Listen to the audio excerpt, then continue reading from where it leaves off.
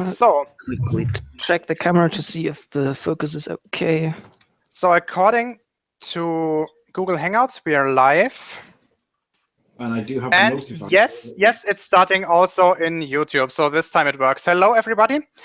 Sorry for the delay. For some reason, the first Hangout didn't really work. I have no idea why, but this one seems to be working. So I've got 3 people today. Anthony Riley, as usual, then Angel, and then my dear friend Hector. And differently to the other Hangouts that I did, this one really doesn't have a general topic that we are talking about. It will mostly be random stuff. So, Anthony, you may start. There was one prerequisite for this Hangout. The requisite was that we discuss this Deep Space Climate Observatory, because Hector and I had a conversation with a good friend of mine called Darren, who has now vacated my friends list because it was rather a contentious discussion, and one for which I'm not that proud of, but it completely pissed me off that we came to the conclusion that we came to.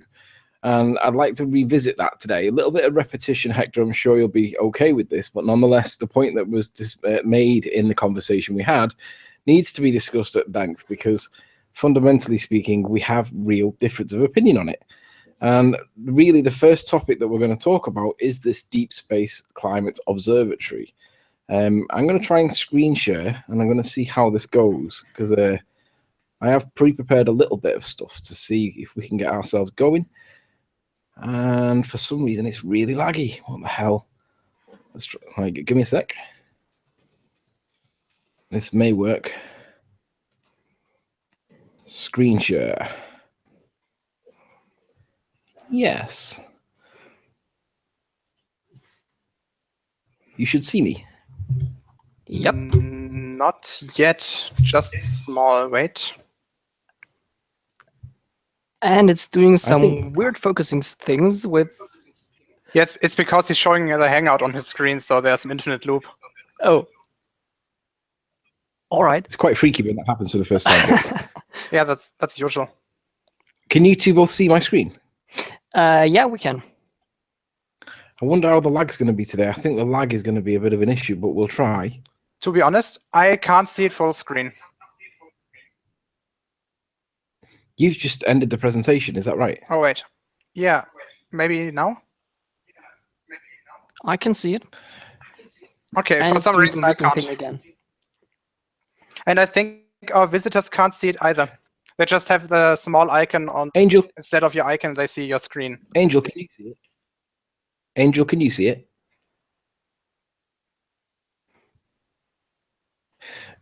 I'm not even sure Angel can hear us.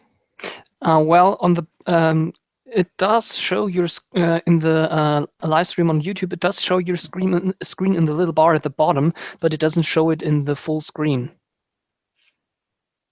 Yes, full screen. It only shows your the standard user icon for YouTube. For some reason, YouTube doesn't really like us today. Last time it worked better. Can you maybe just send me the link and I'll try? Sure.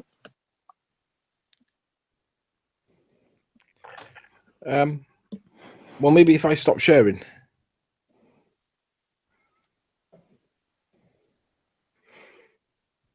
I'll stop it for you. Wait. Yeah, just send me the link. I'll try it. I have no idea why it's going on like that today. This is the worst Hangout ever in terms of service. Yeah, I mean, we didn't do anything differently than last time, right? No, I think so. Oh shit.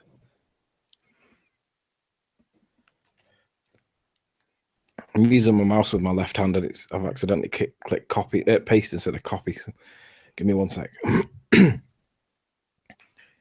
Oh, fuck. Really laggy today.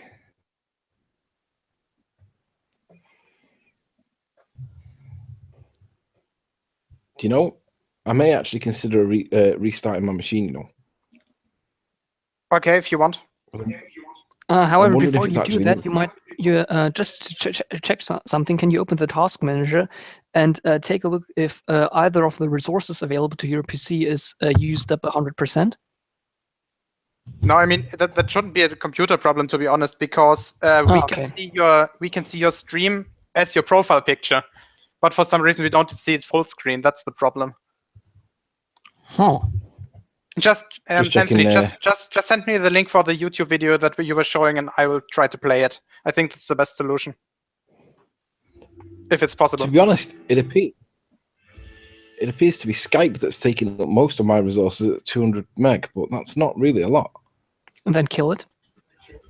Hang on, I have Vsauce telling me something. That's memory. The important thing is Ethernet bandwidth, and that shouldn't be a problem, to be honest.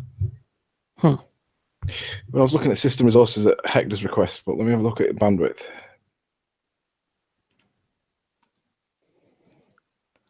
Yeah, minuscule.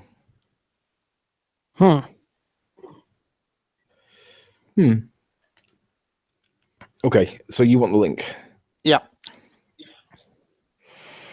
Just maybe if I send you the link, send it to you via Skype. Yeah. Or maybe I'll do it in chat. Same thing. Okay, via Skype. Okay. Okay, maybe if you try screen sharing yourself and then see if we see it any better. Sure. Give me a second. What on earth is going on with this stupid machine? I don't think it's your computer. It should be Google. So this one. Can you guys see it? I can see it as your profile picture. What the heck? Google, yeah, what the hell are you doing? I'm seeing it as your profile picture as well. Oh no, now I have it full screen. Maybe if you click his profile picture, does it appear in full screen then? It appeared as full screen by itself on my screen here. All right. However, in the Hangout, I can't see it currently. It's still as your profile stream, Alex. In the Hangout, or in the live stream. Yeah, because the live stream is a little delayed. Yeah, let's wait for a bit. Maybe it's gonna work.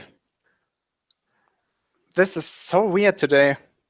But according to a guest in the chat called Richard Brumby, it's acting. Google is acting up for many people, so it might not just be us. So well, maybe we should do this kind of without the.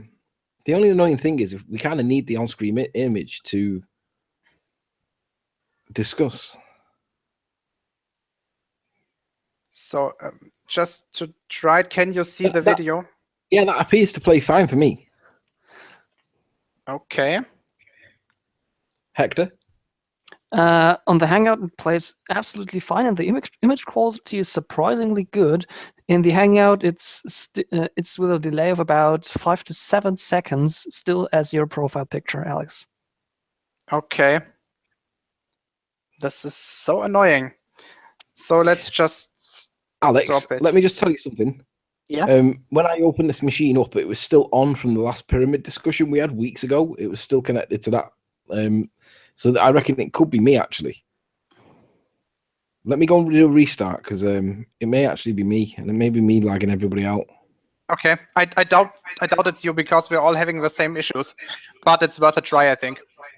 I'll try it. I'll be straight back, okay? Okay. Yeah. No problem. Maybe it's something in the settings of the Hangout, or no, it shouldn't be. I'm using exactly the same settings as usual, and there's no difference. But I can check. So live control room. Streaming status is okay. Currently streaming in 1280p.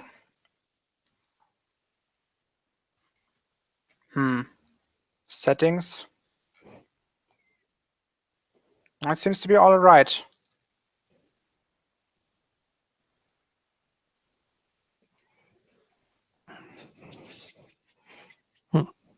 There's something I want to try. It's that I can change the optimization of the stream for a more fluid video, but the latency will be a bit higher. So we'll try that. Hang on, let me try something. For me, will it now show? Yeah, it does. We can see your webcam. That's okay. It just seems to be the stream, the screen sharing that's the problem.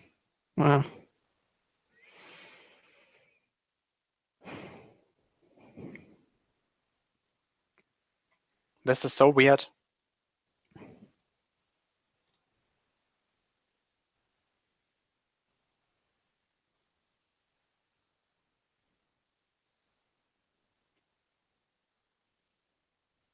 Yeah, we can also in YouTube we can see your screen perfectly. But when I'm sharing, it doesn't seem to work. Yeah, and also when I turned on my webcam, it didn't show up on my did not show up on my profile pic, and also it doesn't show the standard YouTube guy thing, just the words Hector. Yeah. So I think it's the same for the people in the chat. Currently 7 people. Hello everybody. Sorry for the technical difficulties. I don't know what's going on today.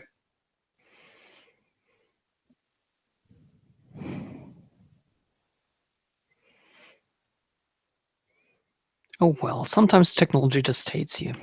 Okay, do you know what Anthony's problems with the video of the DSCOVR satellites are? Ah, he's back.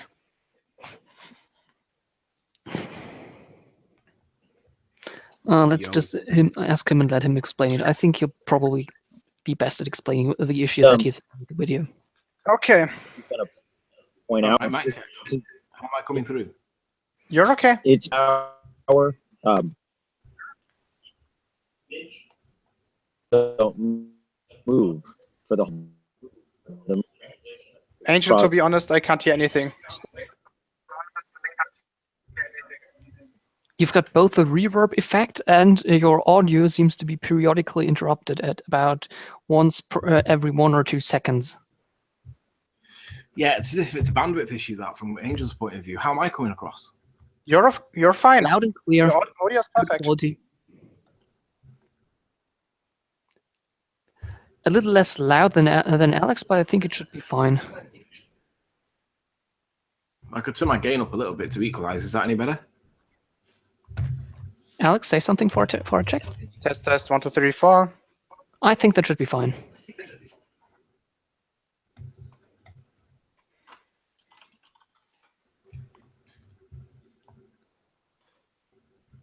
I think actually I may have been the cause of some of the problems. My machine is running much faster.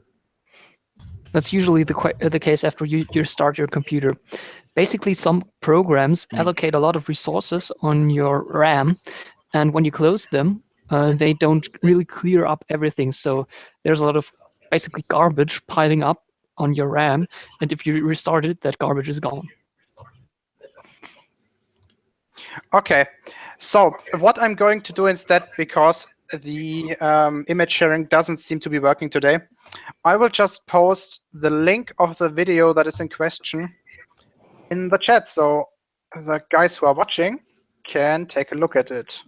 So, and obviously everybody of us can take a look at it ourselves. It's just a 19 seconds video, so we can just use the same timestamp. Yeah. So, Anthony, what's your problem with the footage of the DSCOVR satellite? I was yawning. What?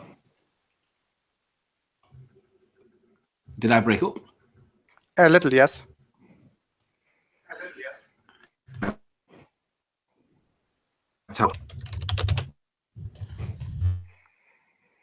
didn't quite catch. You're breaking up again for some reason. Just loading up my tabs for what I was about to use. Okay. I'm back to Alex. What did you say? Your problems with the footage of the DSCOVR satellite. So that link's in the chat now, so we can basically refer to it, but without seeing it, right? Yep. Yes. Oh, right. Hector and I had a conversation with a recently that ended up being removed off my friends list because the level of problem in this video is that high that I simply cannot accept what he believes to be the state of the real true state of affairs. you know what I really want to try, Alex? I'm going to try screen share and see if it makes it. Right, I see someone's screen. Whose is the screen? That's Alex's Yeah, that's my screen. The problem is just that the Hangout, the guys in YouTube can't see it full screen. They just see it as my profile picture. And the resolution simply isn't high enough to see anything. All right, maybe if you make that full screen, Alex, and then maybe a little bit, if they're only seeing the thumbnail, at least they're seeing the whole thumbnail rather than the tiny screen of it. So it's full screen now. Yeah, I see that fine. I guess we just carry on then. Yeah, sure. To the guy who asked in the chat about those who want to ask it later, the video title is "Epic View of Moon Transiting the Earth." It's by NASA.gov. Just to make it clear, EPIC is the name of the camera on board of the satellite. Yeah. Interestingly named. The Earth Polychromatic Image something. Camera, probably. Yeah. Now, the background to this particular image or video, well, technically it's called an animation. NASA call it an animation, which kind of speaks for itself. But in any event, the camera that's supposed to have taken this image is positioned 1 million miles, 920,000 miles from Earth. They've rounded it up to 1 million, which puts it like 4 times further away or 3 times further away than the moon is. So apparently this is about 3.5 times. Well, the moon's 240,000, is it not? The moon is 400,000 kilometers away. That satellite is 1.5 million kilometers away.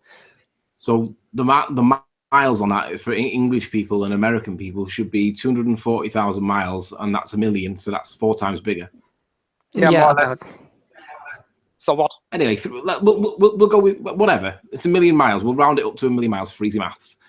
And it's showing them the transit of the moon, the dark side of the moon, transit in the front face of the Earth at the time of the animation.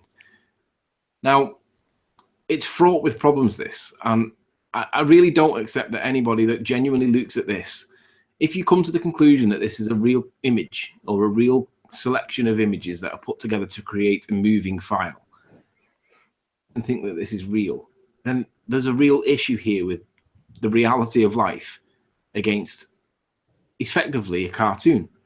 Because what exactly is the problem? Well, the gut reaction of me, when I look at this, the gut reaction is it looks fake. It doesn't look real. Well, there's about 20 reasons, and I'll pick off, say, we'll go with 10. We'll try and aim at 10. Firstly, if this is the reverse side of the moon, it came with this video file, or this animation file comes with a PDF to explain what took the images and what the setup was. You can look up the PDF. I don't have the image right in front of me, the PDF file in front of me, but it is available. And they basically point the sun to be right behind the camera. And that's kind of evidenced by the apparent hotspot in the middle of the Earth. If you go to the beginning of the clip, you can see the hotspot of the apparent sun. Right, you can see it there actually in that clip. Yeah, I know what you mean. The reflection of the sun in the oceans. Sure, the hotspot that the sun is apparently creating. Now, if the sun is behind us in this image, why is the moon a completely different shade of grey? We see a silvery light colour grey, and this looks like, I wouldn't say charcoal, but I would certainly say it's at least 3 or 4 tones darker. Is there any logical explanation for why that doesn't have at least the same appearance as the moon that we see? Yeah, that's quite simple. First of all, you have to realize that our moon is actually quite dark. I think it only reflects like 7 or 8% of the light that is put into it by the sun. So why do we see it as a really light silvery color of gray compared to that what looks like, I would say, mid-gray? Why is there a difference? Yeah, because our eyes are not identical to the EPIC camera. Camera sensitive. It's basically camera sensitivity, and once if you take a photo from a telescope or if you take a look at it with your eye adjusts to the brightness that it expects to see, and if everything else is pitch black, then any bright spot will appear really bright. Fine, Basically, but I'm going to call bullshit. I'm going to call bullshit our because eye adapts to light and dark And situations. Anthony, you have to think about this camera is specifically made to view the Earth and the Moon. Our eyes aren't. Therefore, you shouldn't trust really our eyes in the appearance. Or basically, Well, you should thank you for the expect explanation. our eyes and the camera to produce the exact same image. Basically, the issue here is if you were to turn up the camera sensitivity a little bit higher, you'd see the moon as that kind of silvery shape, but the Earth itself would also be extremely bright to the point where it's nearly blinding the camera. And as that's of no use to a climate observatory camera, they turned down the sensitivity of the camera to the point where you can basically see the Earth quite clearly. And with that sensitivity setting, the moon appears darker. All right. Well, thank you for the explanation, but I'm going to call bullshit on that because it should represent what we see from Earth. We should see the same thing, regardless of what your explanations are. It should still have a silvery sheen to it that we don't see in that picture. That looks flat. It looks featureless. I do see a dark patch on it in the top left-hand corner, but nonetheless, it lacks the definition and the clarity and the brightness that we see from Earth. I'm calling bullshit on that one particular point, but I am prepared to give way for the sake of discussion.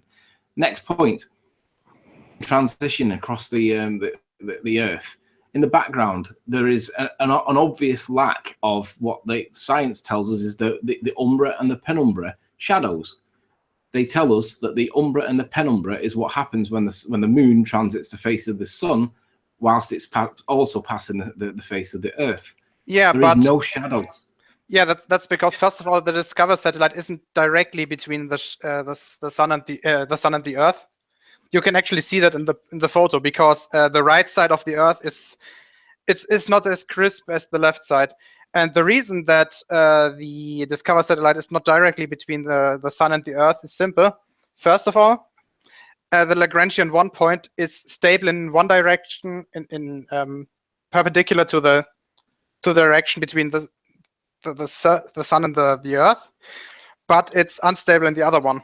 Therefore, a satellite in the Lagrangian 1 point can orbit around the Lagrangian 1 point, and that's what we see here.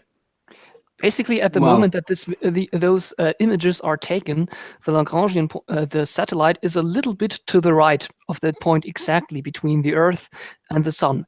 And if you take a really close look at the Earth and take a close and point your mouse pointer right at the middle of that bright spot, right in the middle of the Earth, you're going to see that it's a little bit to the left of the middle of the Earth.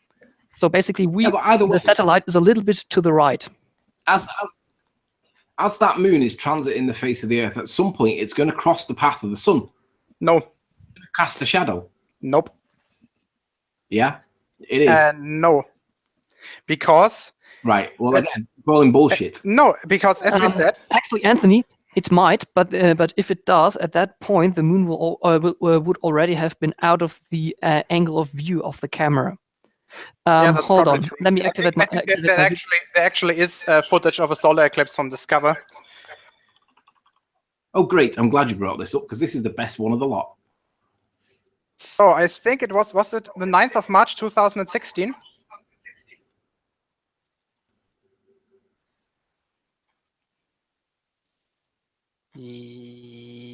Yes, maybe. Give me a second. Yes, it is. Oh yeah. So, I'm so glad you've done your homework. So we've got footage from the solar eclipse on the 9th of March 2016.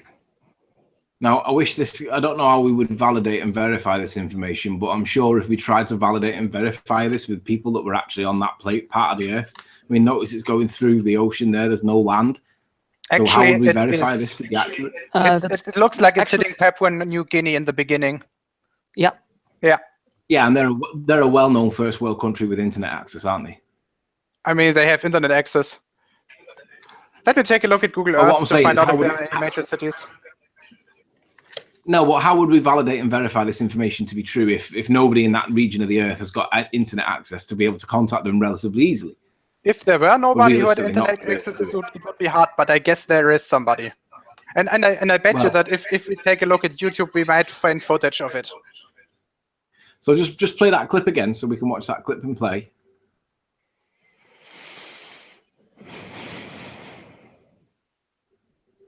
Yeah, I noticed that the clouds appear to be static when it's taken over X amount of hours. Why would that be? Actually, I don't think they are. Okay. Give me a I second. disagree. I'm trying. Oh yeah, trying to find a cloud where you can see the movement of it.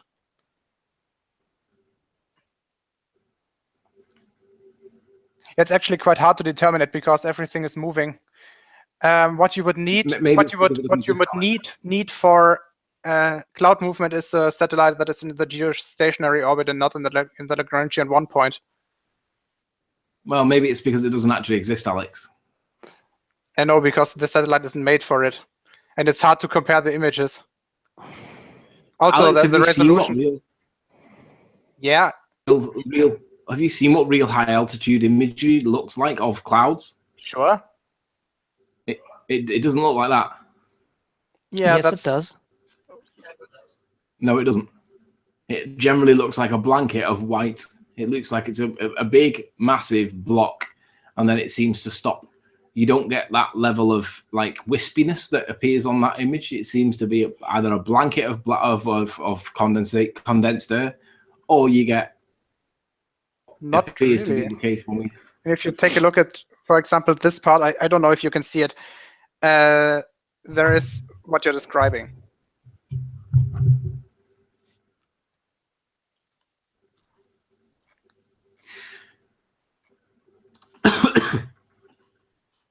Okay, let's move on. Let's move on. There's about 10 or 12 points we can talk about. Actually, I found footage from the eclipse in 2016 film from Singapore. Play it, please. It's not a total eclipse from there. It's just 87%, but whatever. Can you see it? Yeah. Sorry, what's this from Singapore when? 9th of March 2016, the eclipse that was filmed with the DSCOVR satellite. So let's see if that verifies up then. Where's Singapore on the map? Because that looks like it's going to be a complete... Hang on. Just go... Hang on, wait, before we go off that, just go through that video in increments so it looks like it's going to be a total eclipse. Agreed? No, not really. Looks like it has been. Looks like it has been. Nah, but I'm just sure about it.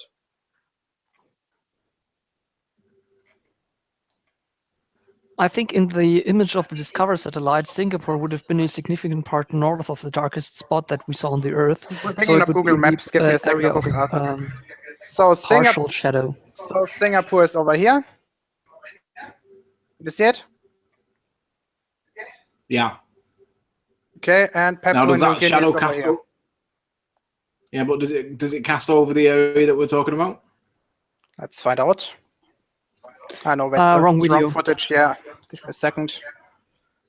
Oh, where is it? There it is. So, give me a second. Have to find the right. Yeah, it seems to be.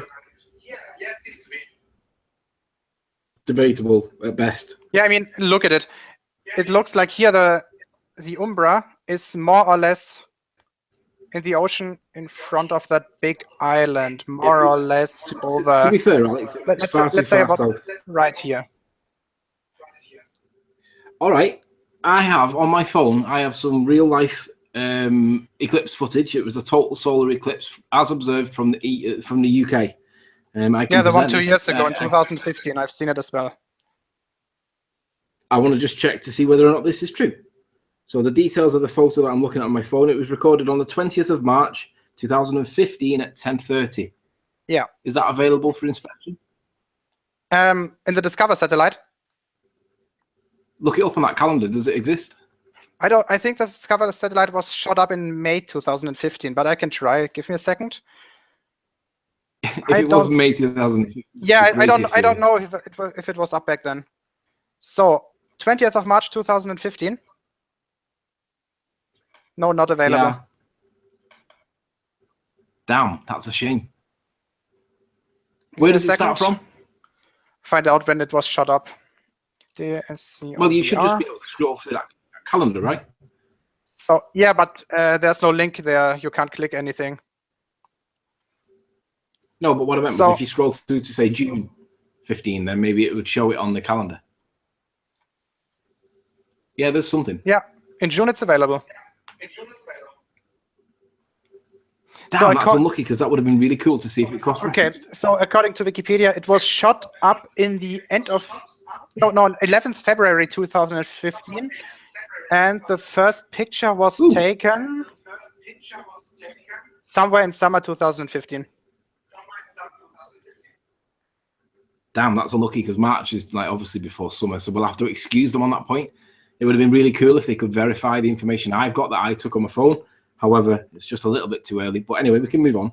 So give me a second. I have in the English Wikipedia, it's saying when it took the first picture. It was on the 6th of July 2015. The first image is 6th of July? Yeah. Okay, let's go back to the original footage and leave that playing. This one. No. The one with the eclipse? Yeah, the original one. The original one that we were originally discussing. Okay. Now, we've done the clouds, we've done the shape of the appearance of the moon. What else is there to talk about with this one? Can you explain the black arc that appears on the right-hand side of the apparent moon? That's because the sun is a little bit to the left and a slight bit to the bottom of the moon. No, I think he's talking about. Wait, I'll try to pause it. Here in the corner. Ah, yeah, right. I think that's probably because the aperture is circular. That's all. No. I'm on about the black line. I'm on about the black line that appears consistent on the moon all the way through its transit. Where can I stop this? I'll just take a random picture from the DSCOVR satellite where you can see the moon. Okay. Moon transit DSCOVR, because I think there's a nice picture somewhere. Yeah, can we use this one? Is this okay for you? Fine. Okay. Now, the black arc on the right-hand side of the moon appears to have a yellow lens, a yellow shimmer to it. Yeah, that's because the cameras or the different wavelengths of the light aren't taken from the camera at the same time. There's a time difference between them. Basically, in the document that we both saw about the image, about the basically CCD element that would record the different wavelengths, it had it kind of looked like the drum of a revolver with 5 camera elements on a rotating platform. Is it camera elements or is it filters? What I see is recording is made to record 10 different basically colors of light, ranging from infrared to ultraviolet, and you can't put all of them on the same imaging scanner. So instead of putting all of them on the same imaging scanner, they just had the basically telescope mounted in front of it, then taken an image with one scanner, rotated that base of all the imaging scanners so until the next one came into the picture, and then took another one. So basically what they did to get that color image here was take an image where you see red, green, and blue, and then painted them over each other. However, between those images, you of course have to take your time to rotate that imaging sensor array, and so there's a little time delay, between when you take the red image, when you take the blue image, and when you take the green image. So in that case, it seems that the green image was taken last.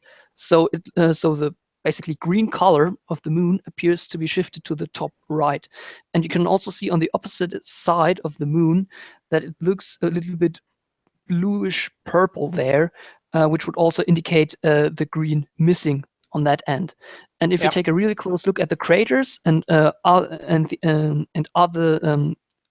basically edges on in the color of in the image of the moon that you see, those show the same kind of chromatic aberration. So that would be explained by this image. Basically, it's the different wavelengths of light are photographed at different times, and since the moon is moving, there will be a difference in the pictures. That's all. Okay. Okay, I'm going to call bullshit because that isn't Why? replicated throughout the rest of the image. We don't see that anywhere else in the image. Why is it only on the moon? As if actually, yeah. Why is it only on the moon? That's It's because Simple. is Because the moon is much faster. It's moving much faster than the surface of the Earth is moving. So basically, in the same time frame where the moon is moving a few, let's say 10 or 20 pixels, the Earth is moving only about half of a pixel. So that whole green line that you'd see would be only half a pixel wide on the Earth. So you're barely even seeing it at all. And if you were to see it, you'd be very lucky. Again, actually, we can test that by simply, we know more or less, we know the orbital period of the moon, and we know the amount of pixels that the moon occupies in this picture. And we know the amount of pixels that the chromatic aberration is seen in. So we could actually, by using this picture, calculate the orbital speed of the moon and cross-reference it, if we really wanted to. Either that, bullshit, or calculate how much time would have passed between those two images. Yeah, more or less. Sure. I think it was about 20 seconds. I think I've read it somewhere that the difference in time between the different shots is 22 seconds. Hold on. I have no idea, but doing the math. In any event, I'm still going to call bullshit on it. We're going to move on because what I want you to do next, carefully, Alex, is navigate so that the image of the moon that you see is more centralized. The bit that you've got on display, centralized. Okay. Right. Now, do me a favor. Open up another tab and just go to do a Google search for moon and then click images.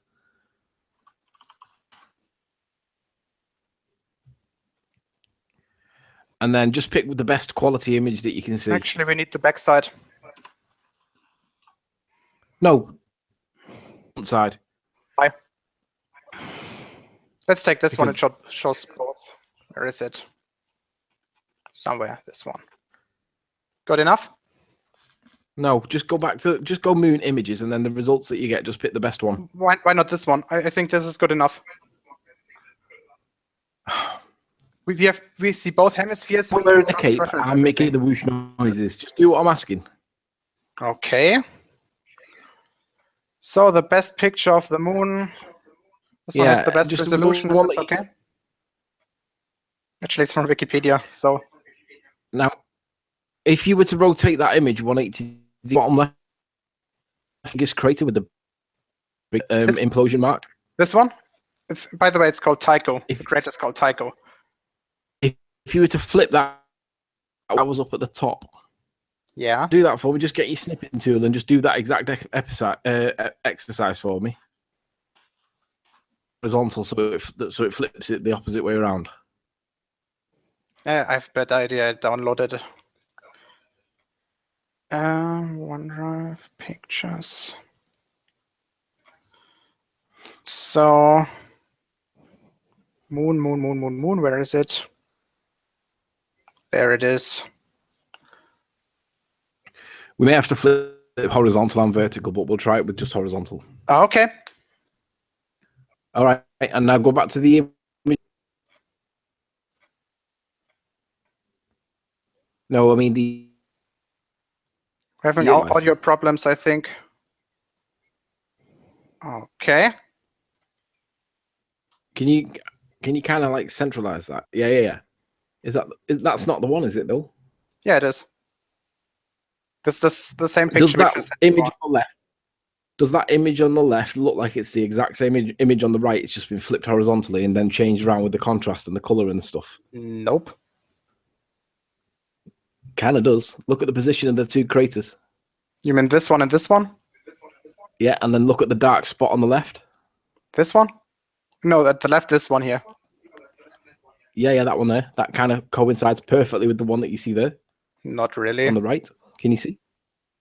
Yeah, it kind of does. Yeah, maybe a little. So what? Well, I'm making the allegation that all they've done is that the bright crater you see in the middle of the top half of the moon corresponds to the Tycho crater on the front side of the moon. Now, where does that deep dark spot to the left of it, further to the bottom, come from? This one Because if I take a look at the front side of the moon, you see a lot of large, darker spots on the left. However, not such a well-defined single circular spot. Yeah, but do you know something? If you look at the big crater that I was illustrating, that's kind of like top right. Yeah. That big one. That starburst that appears on the surface is almost an exact match in terms of being flipped the other way. Is it used that as a template to make it look like the backside of the moon? No. I think it. In my opinion, exactly not really. No. And Anthony, okay. Well, again, to steal your words, that's the allegation. To steal your words, if you're trying to convince me that those images are just the same, just slightly rotated, I gotta call bullshit on that. Fine, you call bullshit. For example, what's with the big crater down here? That's actually the biggest crater on the moon. We can't see it from our side. No, but that's literally called Adobe Photoshop. Do you know what I'm going to show you now, guys? Just as an illustration of how easy it is to make stuff look different. Alex, I'm going to send you 2 photos in Skype. I want you to present them on your screen while you've got your screen share open, sure. Okay? So just go to your Skype window a secondo. And image 1. Let me make sure I get these both right, the correct way around. All right. So here's the first image. Could you just present that on when you get it? Sure. Didn't get it yet. What the heck is that? Should be there now. Yes. Just open it. That is disturbing. Yep, slightly. All right. This is a picture of me taken at the weekend. This is when these are the inmates, the 3 little white inmates. These are the prisoners, and they're in their cell. And these are obviously the first dog on the left is mine. The dog in the middle is my partner's mother's, and the dog on the right is also mine. However, this is the original image. This is unedited. Well, it's been black and white, but it's the original image. It's not been edited. I'm now going to send you the edited version. Okay. Sure. And the reason why I'm doing this, is to illustrate how easy it is to manipulate images. And the problem is you just have to show that the other picture was manipulated. Now open up the second image, Alex, and then just flick between the two. And the only real observation that you'll make aside from the resolution difference between one picture is a little bit bigger and the other one's a little bit smaller. One of the dogs has turned his head. Correct. Dog number 3 is now looking right at the camera. That image is not real. That image has been falsified. So the reality is, but photography. You can clearly see that it was photoshopped. Because no, you can't. Yes, you can. Look at these 2 lines. Do you see it? Here on is the the top big left editing mistake. Hang on. Right, go on. These 2 lines. Go on. Which 2 lines? The one here on this photo. You see this white line that's going straight up? Yeah. Yes, a ditch in it on the other one. Now, this is really cool because I'm glad you spotted this, because this was an intentional. It is possible to see when photos have been manipulated. Agreed? Yes. And can you actually demonstrate it for the pictures of the DSCOVR satellite? Sure. Go back to it. I don't think we will need those 2 anymore. Okay. Now, is it not possible, and indeed probable, that they have literally copy and pasted using the clone tool on Photoshop? They've done the exact same thing. They've just used different features of the moon on the right, and they've copied them and flipped them around on the left, and then made it blurred so that you can't really tell. But actually, when you look at the images, they are remarkably similar. It should be theoretically possible, but it's not likely. And I think if we actually had the software to check that, we would probably easily debunk it. Well, we do have the software to check it. If you do us a favor, Alex, find one of the original software photos that they've taken from any source you wish. So what do you mean by software and then photos? right-click. Photo of what? If you just get one of the images that they claim that is an original photo from anywhere, you can get it off the NASA website or you can get it off YouTube. Not YouTube, you can get it off the raw data. When you right-click it and save it to desktop, and then you go into the image, there is 0 metadata. Yeah, go on, just save that one. I don't know. Actually, I don't know if that's a raw image. I don't know if it's claiming to be a raw image or not. Just giving out an HTML, I can't save it as I'm not sure it's a raw. picture. I'm not sure it's claimed as a raw file. Maybe it is, maybe it's not. We also had that point in our discussion, our last discussion, Anthony. If I may skip to the point, basically what you're saying is every digital camera that you can buy from a retail store will store metadata on the photograph on your computer. Sure. But why? And should your NASA argument do that? was that if there's no metadata, then the only explanation for there being no metadata was that someone purposefully removed it, and that or purposefully built his satellite so that it doesn't put that information on it. Because if it would put that information on it, then we would clearly see that it. That's not what I said. You misquoted me like Red's Rhetoric does. What I actually said was they've either physically removed it, or it isn't a photo in the first place. They've created it using the layer technique. Okay. And Anthony, why should the DSCOVR satellite send metadata? There's no reason to do it. Yeah, because there is absolutely a reason. No, there isn't. Everything that's needed is the information. Alex, why do you think there's no reason for it to do it? Because it just takes up bandwidth. It's minuscule. I wouldn't be so sure about it. No, it is minuscule. It's kilobytes. It's not even kilobytes. It's bytes worth. The images that we see have been compressed to 1024 by 1024. That, in terms of data size, is huge. Why would they stop? Hector, do you know the original resolution of the DSCOVR satellite? The array has a resolution of 2048 by 2048. 2048 by 2048. I think it's 2056 by 2056. So it's like either way. 6 either way. megabits. Either way, the image quality that we see is big enough to be a significant sized file. Agreed? Right. The metadata that's contained within a photograph is literally bytes worth of size. It's irrelevant. They would not remove it. They would not remove it. The only explanation for why there is no metadata on any of the original files that you download originally from NASA is because they've created the file using layering, which is the 5 layers that you were discussing before, the colors. That by definition means it isn't a photo. It is composite. Yeah, so what does that would make every photo a composite.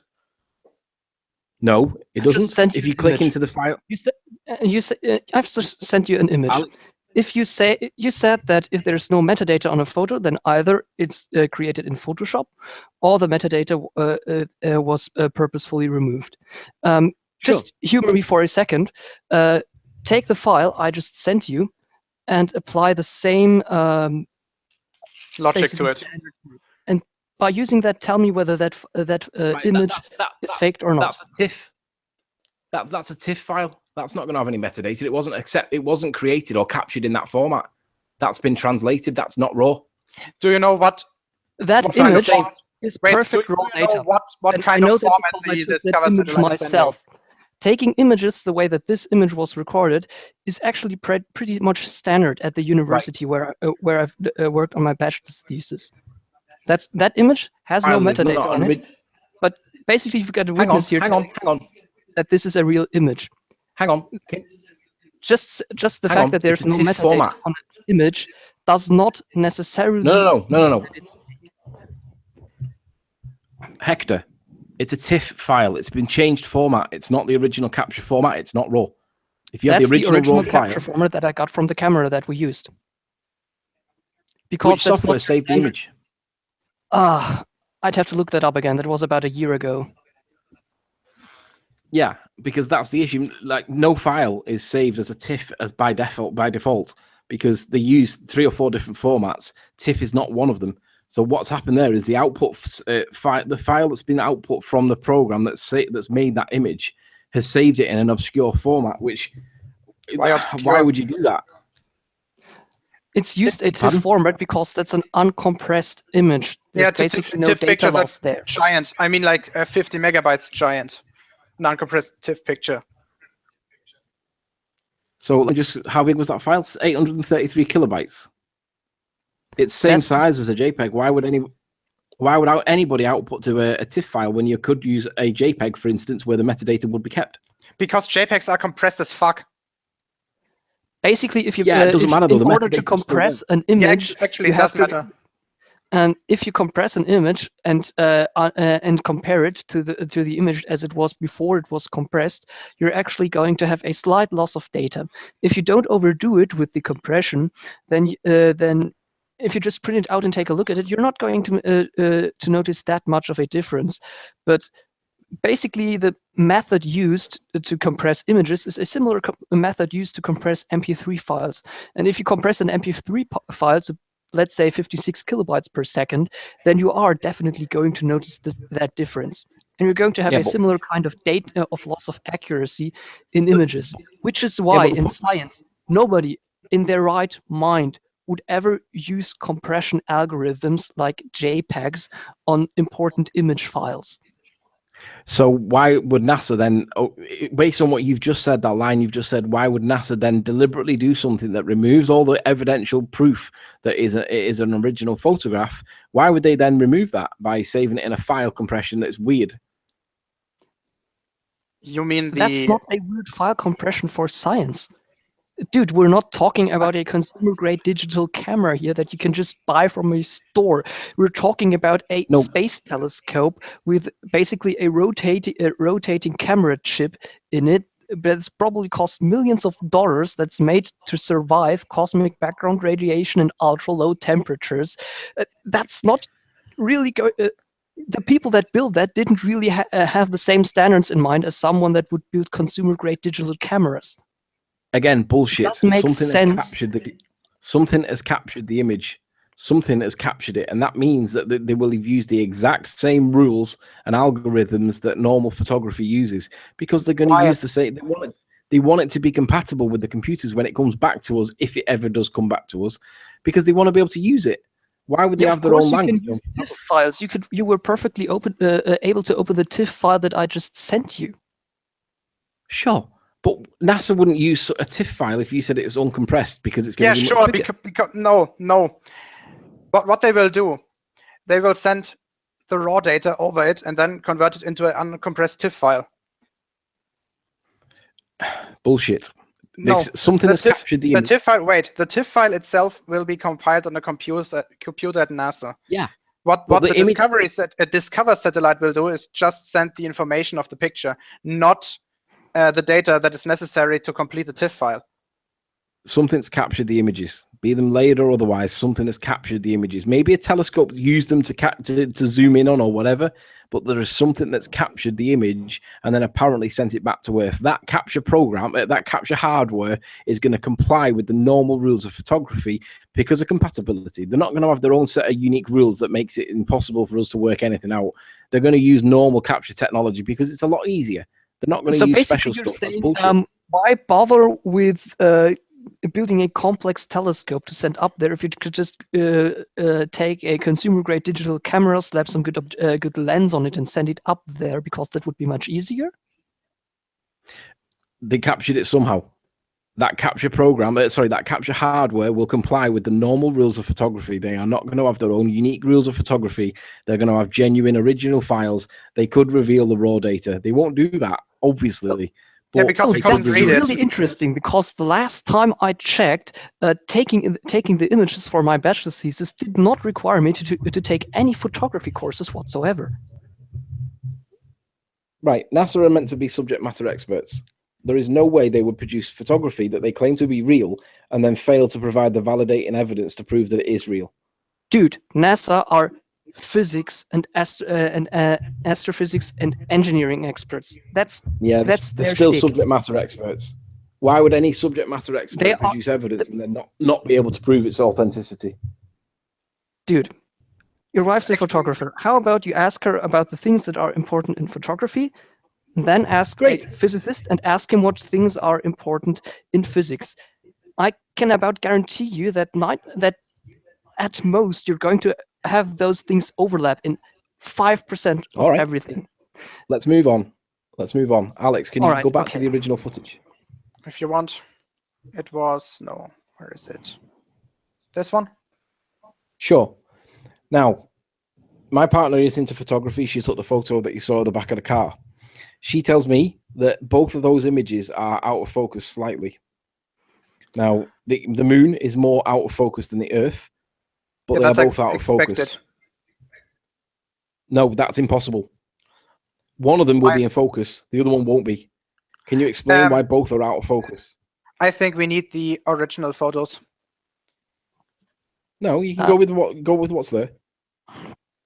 Yeah, maybe. The thing is, in its orbit around the L1 point, the DSCOVR satellite isn't only going to move perpendicular to the line between the Earth and the Sun, but also slightly closer to the Earth and slightly more away from it. And the telescope that's mounted on it doesn't have an automatic adjustments of its focus, for the simple reason that that's a rather complicated mechanical component that, if it would break down, could render the satellite inoperable, and there would be no way of fixing it. However, so what if you were to build it with a fixed focus, then you could make it so that it's focused at around the point where the distance of the Earth is going to oscillate around, which would still result in focus in images that are focused enough for the purpose of the satellite, but not as perfectly in focus as you would wish they were. All right. Let's accept that's given true. Okay, 2 points from that. One, how the hell would they set the focus from Earth based on what they have no idea what to set it to because they've never been there before? How would they set that so that it was accurate in the first place and then not give themselves the ability to adjust it if that were in fact true? And secondly, if it is a fixed focus... First, you can calculate it. Hang on. If it is actually a fixed focus as you claim it is, can you prove it evidentially? First, the point, how do they know how to set the focus? Easy answer, physics and math. Second... No, photography would give you the answer. Yeah, what do you think photography is based on? It's based on understanding how lenses work. You can calculate. No, it's not at all. No, it isn't. Sure it is. Photography is based on No, it's not. The photography is based on the user's eye. It's based on what that user perceives is the best setting at the time, given all the circumstances. Are you seriously telling me that some bloke in NASA has managed to set that focal length up perfectly so that both of them appear to be equidistant in terms of out of focus, in terms of the overall image from some kind of desk in NASA? Sure, because everything. Wait, everything you need is. Hold on, Anthony. Wait, Hector, wait. There's just two things you have to know: the distance of the object that you want to take a picture of from the lenses, then the difference the distance between the lenses and the sensor, and true.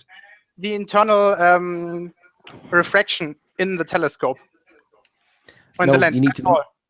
Firstly, you need to know how much light is being emitted from the subject matter, and how would you know that if you've never been there before with a camera? So that's bullshit straight away. You need to know how bright the object is so you can adjust your camera accordingly. You also need to know how adjusting the basically readout time from the CCD array, and that's something that you can do via software. It's basically an electronic setting of the exposure time. That's something you can generally do with all of the scientific cameras and CCD arrays. So what you're saying is it controls something electronically, is that right? Yeah, the exposure time, like every usual camera does. Yeah, but that's a mechanical control. You've got a CCD array.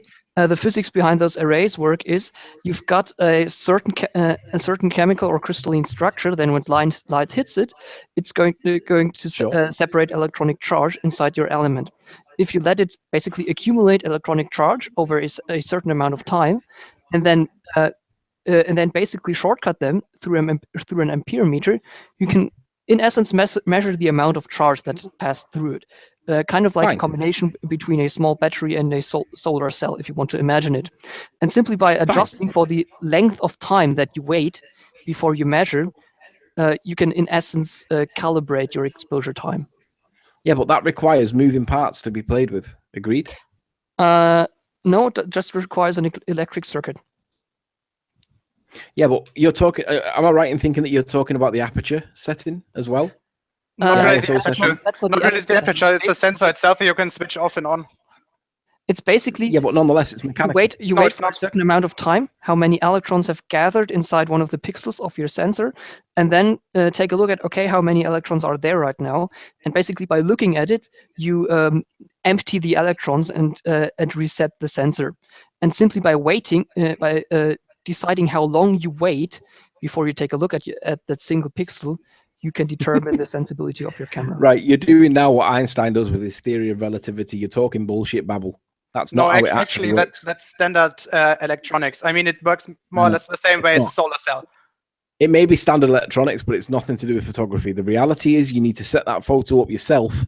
Otherwise, you're not going to get a good photo. Anthony, and how do you think does a digital camera work? What do you think the ISO value in your camera is? Hang on. There are numerous settings that need to be played with, not just one. So yeah, overall, what do you think the ISO value is? Well, why don't you tell me what the ISO value is? Yeah, it's more or less the same thing as Hector has just described. It's the... Oh, you mean the calculation of the ISO? Not the calculation. What the ISO... When you change the ISO, what in the camera do you change? You change the contrast effectively of the picture How? that comes out. What does it do? I don't know what it actually does. Yeah, it does. I just know that the ISO setting. I know. That's what Hector described. It changes the sensor. Yeah, but hang on. The ISO setting is something that you can't. If you're realistically trying to persuade me that someone set that at NASA before that thing took off to minimize the moving parts, the reality is that's not probable at all, because the reality is there are numerous settings that need to be played with, and they are never ever going to know what they should be at NASA before that thing takes off months before. Sure, that's the fun ridiculous. part about the ISO for example, the lenses. At that distance, you can say that the light that's coming in from the Earth from a particular point is more or less parallel. So you can work with that and get a decent focus. Right, Alex. Have you ever used a camera to take photography? Have you ever used a camera to take half decent pictures? Sure. Really? Yeah, I have a DSLR lying in front of me. Yeah, to take decent pictures, decent quality pictures, not just pictures, just decent quality pictures. Yeah. Because you have to play around with a lot of settings, and it takes time for you to set them up. There is no way that they preloaded that with the perfect set of combination photo settings at NASA before it was set off. That's bullshit. They need somebody on the other end of the camera to do that for them and go, do you know what? You've got the zoom wrong, or you need the aperture changing, or the ISO changing, or the focal length is slightly out, or whatever. And are you trying to tell me that they're not going to? It's ridiculous. Your argument's just illogical. No, they need some. They don't. First of all, you know how bright the Earth will be because you know how much light the Earth reflects, and bullshit. You know. Sure, you know you do it. You know that, for example, it's called the albedo. Don't you know what an albedo is? You're not going to know all the prerequisite settings before it sets off from space. That's bullshit. No one knows it. It's so variable. It changes by the day. In that scenario, the only thing that you would know is what the background would be, and it would be black. You wouldn't know anything else. So there's no way they've preloaded them settings and they just happen to be perfect and non-adjustable. Because ultimately, what happens if you've got your calculations or your perceptions wrong? Actually, we said that they are adjustable. The ISO value is adjustable, and that helps you with basically setting the sensitivity of your CCD array. But hang on. Aperture is a manual. It's a mechanism that moves. The focal length is a mechanism. I'm not talking about aperture. I'm talking about the switching off the sensor itself. You can switch the sensor off so it doesn't gather any electrons or any photons and converts them into electrons. That's all. I'm talking about the manual adjustments that are made, that need to be made, that are physical moving parts. So the aperture would be 1. They give us the aperture size. I believe it was 28 centimeters, I think, from memory. 30.5. So they're talking about a physical. So they give us that, and they give us a fixed variable. They give us a fixed zoom, which apparently seems to be in focus already, all by itself. These things are not things that you can pre-calculate. I don't care. The best photographer in the world could not pre-calculate them. Yes, you say you can control them electronically. Do you want me to calculate the aperture is for you? I can't. No, not really, because you can't. No, Anthony. If he offers you to do the calculation, you should at least take a look at it. No, I don't want to, because I know from my own experience with photography that you have to judge it by yourself. You can't judge it based on a calculation, because I can promise you it'll be miles out. Anyway. Let's not dwell on it. Wait, so you're rejecting the mathematics in and out by itself? Yes, Absolutely. Oh, Anything to wow. do with mathematics to prove anything physical is bullshit. Let's Well, move on. I'm I'm not glad- going to I'm glad- I'm sense, glad I- I've got that live. Hold on, Anthony. In that sense, I think we need to discuss a little bit more about What? the topics of what we assume as evidence, because actually, all we're discussing here is evidence that Yeah, we we see do. basically with our eyes, right? So you see your computer screen with your eyes, and we all see our computer screen with our eyes, right? Fine. My question is, have you seen the movie The Matrix? Yes. Can you prove to me that we're not in the Matrix? Oh, no. Matrix? Because really, if you're saying, well, we have to talk about of whether math can prove anything, we also have to talk about whether the things we see are actually real or not, right? Please don't go into solipsism. I hate that when that happens. Okay. Listen, let's move on, because I don't really want to spend too much time on this when there are so many more things we can talk about. The reality is, even if you say that the settings can be adjusted electronically, there are manual controls that need to be changed. Aperture would be one. Nope. Focus would be another. Yeah, it is. You're not going to get that with preloaded prerequisites. They're not going to work. Right, my next point, I'm going to move on because time is moving on. I want to make more points. So wait. If I take a series of pictures of one particular object, and all I'm gonna do is change the ISO value of the sensor on my camera. Yeah, sure, it will get darker, but there's some point when it is perfect, when it's not overexposed, underexposed, and then at that point the ISO value will be the only variable. Do you agree that that's possible? The ISO value, he's trying to show you how you can use that to adjust for the brightness. But Alex, Anthony was making the point that apart from the ISO, there are a lot of other settings that a photographer would adjust for with a consumer-grade digital camera. Yeah, okay, great. However, Anthony, sorry to point that out again, that thing up there in space is not your average consumer-grade camera. Fine, if it's a magic camera. An optical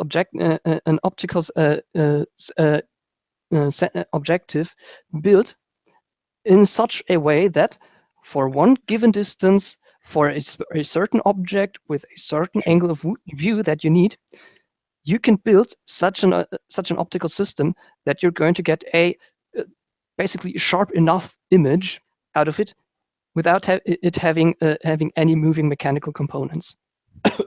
So the conclusion of this point is that the manual focus is the reason why both of them are out of focus, and they won't use an automatic focus because it's a moving part. Is that what you're saying? Yeah, I mean, look at, for example, at your webcam. It doesn't have any moving part as well, usually. Fine. I mean, good ones do, but cheap ones don't. Okay. And those will even those cheap ones without any moving parts will give a slightly reasonably sharp image because they're set to to work at a distance of 20 to 30 centimeters and have a rather small lens. So any deviation. So you have that dark camera effect. How is it called? Whole camera? Lochkamera in German. You know what I mean? Yeah, it's fine. Let's move on. Time's moving on. Let's move on. Yeah. Again, I disagree with you. Let's move on. With regards to the rest of the image that we see at the moment, just play the file again, Alex, so we can watch the transit of the moon. Wait, this one here. Always switching around between the tabs. That's a bit annoying. Okay. Now, to any ordinary person, it appears that the moon is transiting the face of the Earth in pretty much a 1-to-1 ratio. It looks like the Earth is spinning at the same speed that the moon is passing. Alex? No. I mean, I mean, no, because, for example, let's look at this part here. This storm here. Do you see that? This one? And you see clearly that the moon is faster. Yeah, but the moon is also closer. Relative to the Earth, the moon appears to be transiting around about, it looks like it's 1-to-1. Yeah, Agreed? Because of that thing called perspective. Oh, you can't use perspective. That's what flat earthers use. Yeah, but you use it wrongly. Well, that's a moot point, but nonetheless, people watching that video. Hang on. Most people watching that video would generally accept that appears to show a 1-to-1 ratio. The moon's transiting the Earth. Let's just ask the chat, because if you say most people, then we have a nice little sample of 9 people here that can confirm that. So your third, Anthony, just a yes or no, 1-to-1. let's say in the next Does it appear, 1 minute. Does it appear that the moon is transiting the Earth 1-to-1 ratio or not? So yes, the answer yes if you agree that it appears a 1-to-1. Ratio answer of no what? if it looks like it's different. Yes, the first one. What? Yes, the first no. Nope.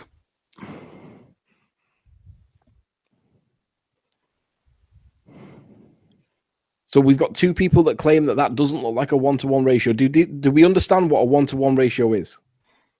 Can you explain it just to clarify? Basically, it's the speed that the moon transits the Earth is consistent with the circumference speed of the Earth. So in other words, if you were at the North Pole and the North Pole was spinning with the moon, it would move with the moon. Wait, I can't really see the pic. I'll try to... Can I upload? Yeah, I can. So there's the link for you. It's a GIF view, so you can see it in greater resolution. I think they're only looking at the thumbnail, though. Is that right? No, I think they see it. So basically, Anthony, if I understood you correctly, yes. You were saying that the moon seems to move at about a similar speed, or you said the same speed over the Earth as the surface of the Earth is moving due to rotation. Sure. Yeah. And is that a fair observation, or would you disagree with that? In that case, no. You remember when we talked about the exact specifications of the EPIC camera, that it had a field of view of about 0.61 degrees? Sure. The Earth is rotating by, let's say, a quarter of a rotation during the time that it takes the moon to cross from left to right. Is that about in the ball? The problem. Can you see my screen share now? Yeah. Yeah. It seems to be looping perfectly. Yeah, and I know why it is. They added a additional setting that wasn't in there before, so you have to actually manually click a third time to get it full screen, and I didn't know that. Right. Is it now on full screen for everybody else? Yes, it is. Ah, great. Okay. You can basically pick at the there's like a black spot in the middle of that, what looks like a hurricane. To the right hand side of that hurricane, there's a dark blue spot. I can't see you put your cursor. This one? Yeah, that one there. Okay. Now, I don't know if either of you two are blessed with a globe in your house, but I have a globe. Actually, I've got two, one of the Earth and one of the Moon. Sure. Give me a second, I have to unplug it so I can take it over to my desk. It's okay. You can test this yourself at home. If you have a globe and a small object to represent the moon and a torch, you can test this yourself. But basically, that appears to match a 1-to-1 ratio. The moon seems to be transiting from a perspective of the camera. However, when we go back to the heliocentric model, the moon takes 30 days to go around the Earth once. So that means that the Earth is going to spin 30 times to one pass of the moon, one orbit of the moon. Yes. It's is that consistent? Is that consistent with what we see? Yep. In the time that the moon Actually, no, it's not. I have a perfect way to demonstrate that. Hold on. Before we do anything, Alex, may I try to explain? While the moon is moving from the left to the right of that image, Anthony, it's not moving a quarter of its rotation around the Earth. I didn't say it was. You were basically you were saying that the moon rotates around the Earth once for every time that the Earth rotates around its own axis 28 times. That's a 1 to 28 ratio. And you were saying that this image shows a 1-to-1 ratio. And that's the thing I was talking about. Hold on. I'll just turn on my camera feed. Basically, you've got your satellite camera here. Yeah.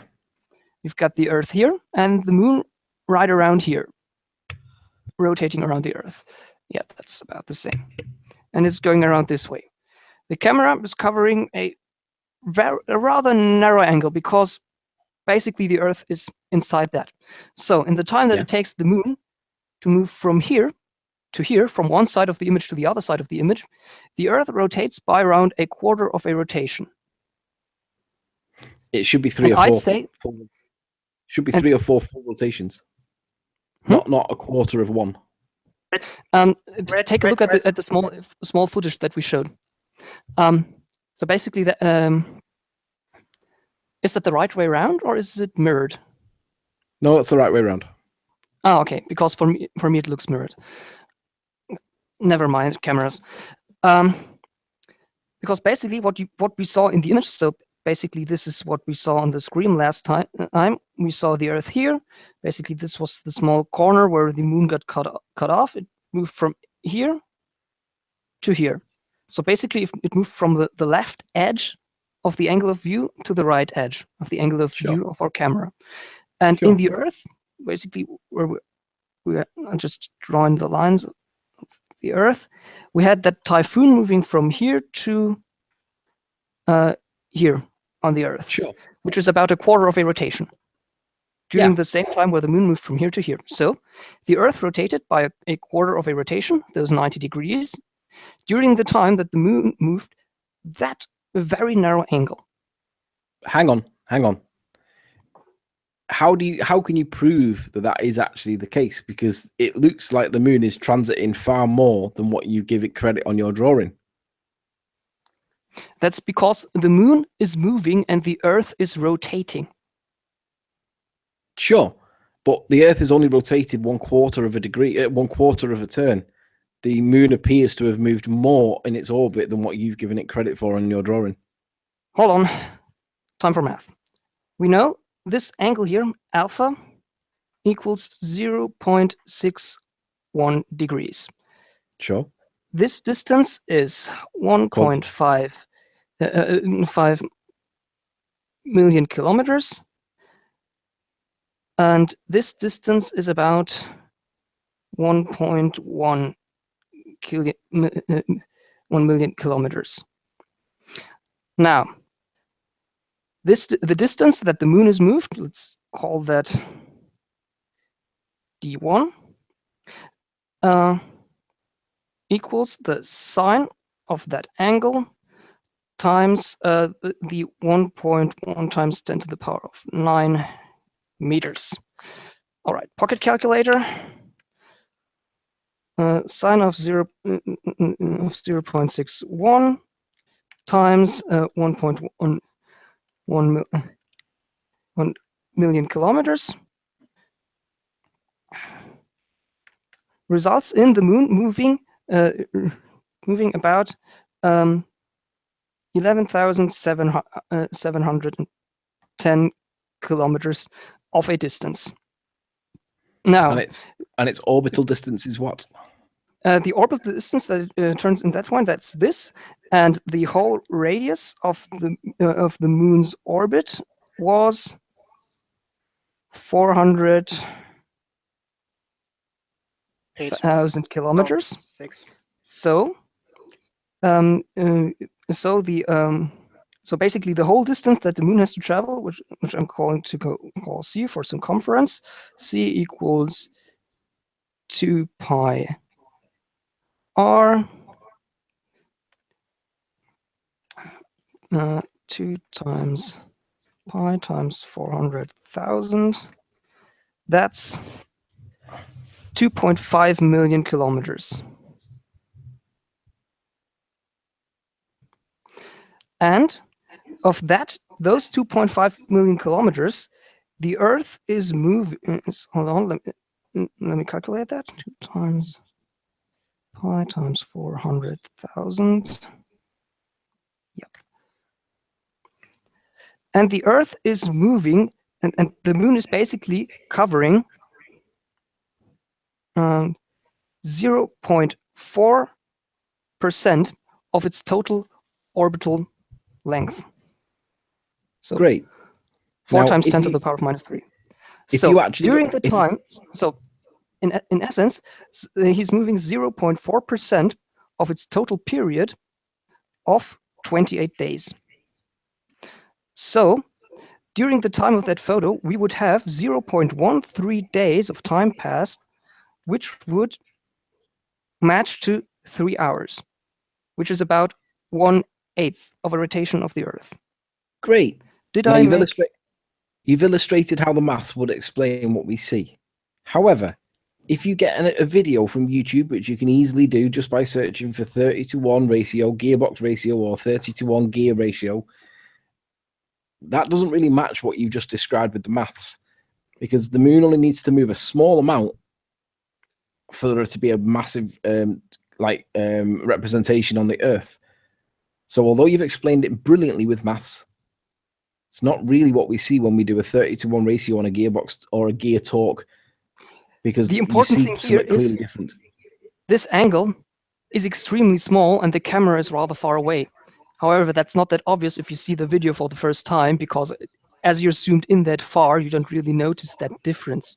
If you were to take that gearbox and take a look at it with a camera that has a field of view of 0.61 degrees, then you would get the same effect. 0.61 degrees of a field of view is very small. I mean, hold on. I agree, but the reality is a 30:1 ratio. That moon only needs to move. A 0.61 degree angle would be about, I think, this wide. This is extremely narrow. Yeah. One thing is the Earth that's very far away here and is appearing very tiny, and the other thing is the moon that's also rather tiny and moving through your field of view. But as you're zoomed in that fast, the movement of the moon appears rather fast. I mean, take your camera, zoom in at a distant object very fast so that you only see about 10 centimeters of width at that object, and then run through the image. Fine. And don't need to run, you just need to walk smoothly. Now, all I'll say is, in the image that you take from your camera, it's going to look as if something were to just zoom by the image. It is going to appear a lot faster than it actually is because of the perspective of your camera. Sure. Now, all I'm going to conclude on this point is, if you actually look at a 30:1 gear ratio on any YouTube video, there are numerous ones out there, it doesn't really match what the math shows there. Now, again, it's an interpretation point. You can have a look at it yourself, make your own mind up. Do you accept the maths that's presented, or do you accept the reality of a 30:1 ratio? However, moving on, because there's a few other things I want to say. I just want to show you a model. You know the software Celestia, right? Say again. I know what. Celestia. Yes. Okay. So I just share my screen. So this is I've more or less switched off everything beside the Earth and the Moon, just to show you. Oh no. So we have the Moon and its orbit, and we have the Earth and its orbit. Alex, you don't appear to be broadcasting. I am. For me, I am. Maybe you have to click on this image in the Hangout, because on YouTube we can also I can see Alex's image. Oh yeah, I have it now. If I click you, yeah, I have it. Okay, so the blue line or the magenta line? No, it's not called magenta. How is it called? Cyan. The cyan line is the orbit of the Moon, and the red line is the orbit of the Earth. Right? I'm going to switch switch down both of these because then it's easier to see it. So from this perspective here, just zoom in a little so you can see it a little sharper. We have the Moon right here and the Earth right there. Now at this position we are quite close to the Moon with only 54,000 kilometers distance and only 420,000 kilometers to the Earth. So I'm going to zoom out a little. I hope that the resolution that you can see it is sufficient. So what we're going to do now is... Hang on. Could you just explain to me why it is that appears not to be in proportion to what we see? What do you mean by not in proportion? Well, I mean, zoom in so we can actually see what we're looking at. Now, I mean, the Moon appears to be much bigger than the Earth. Yeah, because right now we're just very close to the Moon and quite far away from the Earth. Yeah, so as a scale proportion, can you try and match the image that we see to what you're illustrating now? That's why that's why I'm zooming out. Yeah, but then you don't really get the image that we see. Sure. So I'm now Give me a second. What? Yeah, that's more or less right. I'm now 1.2 million kilometers away from the Earth. And just to... So why does that not... Give me a second. Give me a second. Sure. Oh, that was not a good idea. Can you still see that I'm zoomed in? Well... Because I'm currently using the zoom effect from Windows. Oh, this is annoying. No, but to be fair, you are actually making the point that scale-wise, they are not comparable, because you should be able to, using this magnificent thing that you're doing now, support the evidence that NASA has provided, but you don't appear to be doing that. You appear to be conflicting it. No, I am, because unfortunately, I can't select in Celestia the angle of the picture. I can just adjust the distance from the object. That's all. What I'm doing now is I went away from the Earth, more or less the same distance that DSCOVR is away from the Earth. And what I'm doing now, using the zoom that Windows has, is is adjusting to compensate for the lacking zoom that the DSCOVR satellite has, and I unfortunately don't. Actually, what you're actually doing is discrediting NASA's own evidence, because you're not actually... Well, you're not... I mean, I would tend to accept Celestia more than I would anything from NASA, because at least it's based on geometry. And when you do the geometry, and you would expect it to match what we see, and that clearly does not match.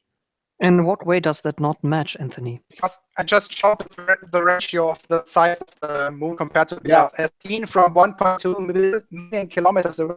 More or less fits what we can see from the picture. Right, from NASA. hang on. Bear in mind that it's a fixed zoom, apparently, that's been set from Earth. Yes. How does that match? They have a fixed zoom, and Celestia also has a fixed zoom, but those zooms are not identical. That's why I was using the zoom of Windows to adjust for that. Well, and that's why the resolution is so bad. I would argue that you're not actually discrediting NASA's own evidence there by doing what you're doing right now. But anyway, let's move on. Make your point. Show me what you were going to show me. Okay. So from this distance, can you all see that? It's a little. I'm going to zoom a little bit more. Okay. So as you can see, wait, I'm just going to adjust the timestamp just to make it correct. Where is it? No. Time. Here it is. So I'm just setting for the local time, okay? Yeah, go on, I'm watching. So what we are going to do now is I'll use the snipping tool. So let's pretend that in Celestia, we would have a telezoom lens, not like the one that we have now. Okay. I like that. I like that phrase in this discussion. Let's pretend. We have to do a lot of pretending. Let's say we had the DSCOVR camera instead of the one that Celestia is simulating. That means that the zoom from this distance would look like this, okay? More or less. Okay, let's pretend. So what I'm going to do now is I'm going to increase the speed of time. I'm going to do a time lapse with this picture. You can easily do that in Celestia. And I'm going to watch when the moon has gone around from one side of the Earth to the other one, okay? And then we'll compare how much time has passed, as seen from now 796,000 kilometers away. Okay? So I'm going to increase the speed of the simulation right now. It's always by a factor of 10. Well, now by, oh wait, I just stopped. Okay, so now it's 10 times faster than usual. 100 times, 1,000 times. Can you see how the moon is moving? Not yet. No. No, not at all. There's probably a little bit of lag. Ah, now it's moving. Okay, so I'll let it run until it's completely on the other side of the planet. For some reason, your frame rate seems to be rather horrible. Yeah, that's Hangouts. So I just stopped it. It's now seen from the perspective from where the object is in Celestia. It's on the other side of the planet. I actually don't see that. I don't see any movement at all. Now it's on the right side. Just before it was on the left side. Yeah, okay, we can do it again. That's no problem.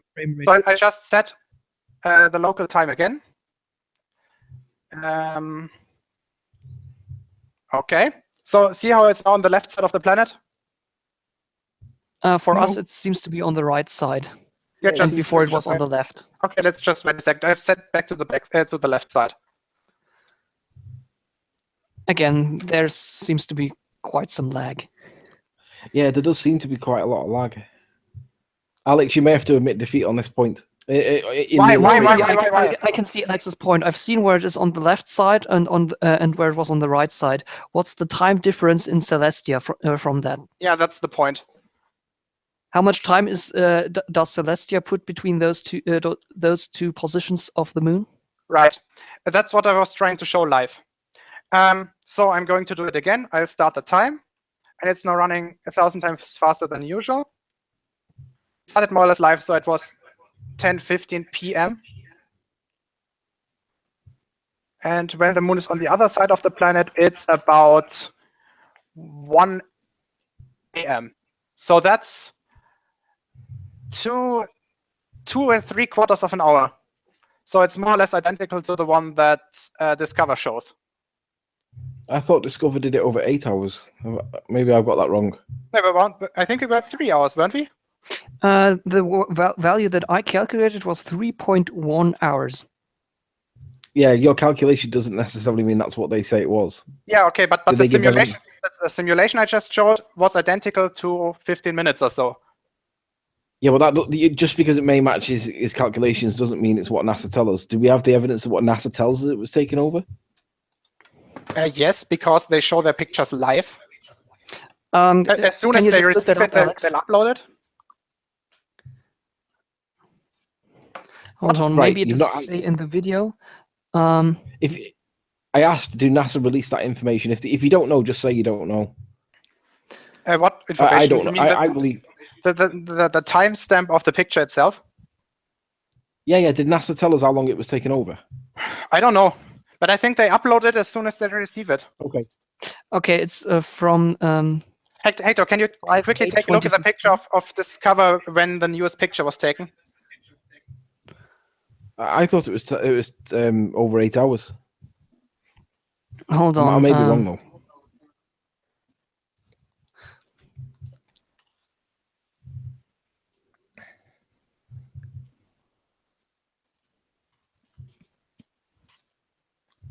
Angel, do you have anything to say to that?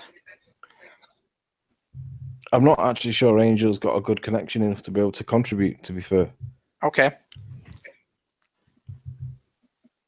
I'm here. I've been staying quiet. Choppy. Yeah, Angel's sound quality is about 3 out of 10. Yeah, we can more or less don't hear anything. No, it's not quality. It's broken. The signal quality is broken, so we appear to be dropping out a lot. Yeah, that's really inconvenient. It's okay. We can move on. There are more things we can talk about. So do at least accept that the simulation with the Celestia more or less agrees with the DSCOVR footage. Well, it agrees with it in terms of what you see, but does it agree with it in terms of what NASA say with regards to how long it took them to get the information that they claim is real? So that's yes. What you need to know. So the answer to your question is I don't know, because I don't know what NASA tell us is what the time frame in which they took the images, apparently. It's okay. If we don't know that information, we can move on. It's not okay. So what's your next point? Actually, just for the chat, if you really want to know it, download Celestia. It's awesome. It's freeware. So, Alex, could you go back and open either of the two photos I sent you before? You mean the two with the dogs? Yeah, any of them. Either, doesn't matter which. Okay. Now, you can tell by looking at that that's a real image. Agreed? Nope. Okay. Do you think it's been created? Yes. Okay. Why would you say that? By created. I mean, every picture by definition is created. Original photos are captured. Composites are created. There is a difference between the two. Okay, so you define composites as being created and then usual photos taken as shot. Well, would you at least would you at least accept that that's an image that was taken of something real that may have been tinkered with afterwards, but it looks like it was based on a real photograph? Would you at least accept that? Yes. Okay. Now, when you go back to your image, go back to the NASA one, the animation. Where is it? Is the fucking animation? This one? No. I mean, this one. Okay. Expert photography or novice photography aside, the reality is, does that look like it's a real image, or does it look like it's been generated somehow? It looks like a real image. How do you know it looks like a real image? For example, we could compare the surface structures, for example, the weather, the two hurricanes or whatever they are called, south of California, those two here. But how do you know? How would you know that it's real? How would you? What makes you say that that looks real? The Earth looks like I would expect the Earth to look, and the Moon looks like I'd expect the Moon to look. If we'd want to go into further detail, we could take a look at the weather records of Earth as to show whether there are minor or major hurricanes at the points where we see those circular forms that look like hurricanes. We could take a look at astronomical records to see whether the Moon was somewhere between the Earth and the L1 point, and so on and so forth. I accept your point that that's what you expect it to look like. That's what your words were. That's what you would expect it to look like. I accept that. That is kind of what you would expect it to look like. However, it's not really what you'd expect it to look like if it was a photo. You would expect there to be clarity and definition that is lacking in that picture. That picture looks, well, it looks basically like an animation. Because it is an animation? Agree with me that NASA described that as an animation? Yeah. So what? Don't you think that that would be the wrong adjective to use, given that it's meant to be a series of photos, that when you put photos together to create movement, by definition, you create the word video? Yeah, but you also create, by definition, the word animation. Well, that's the point, isn't it? Let's just go to Google and just type in the word animation definition and see what that comes up with. Describe this as an animation. That tells me that it's not. Let's take how is it called? Just type in the word animation. Dictionary.com will do. Dictionary.com. It's better if you just do it through the Google search engine. It gives you that. Yeah, it kind of gives you that. Right, an animation, right? Yeah.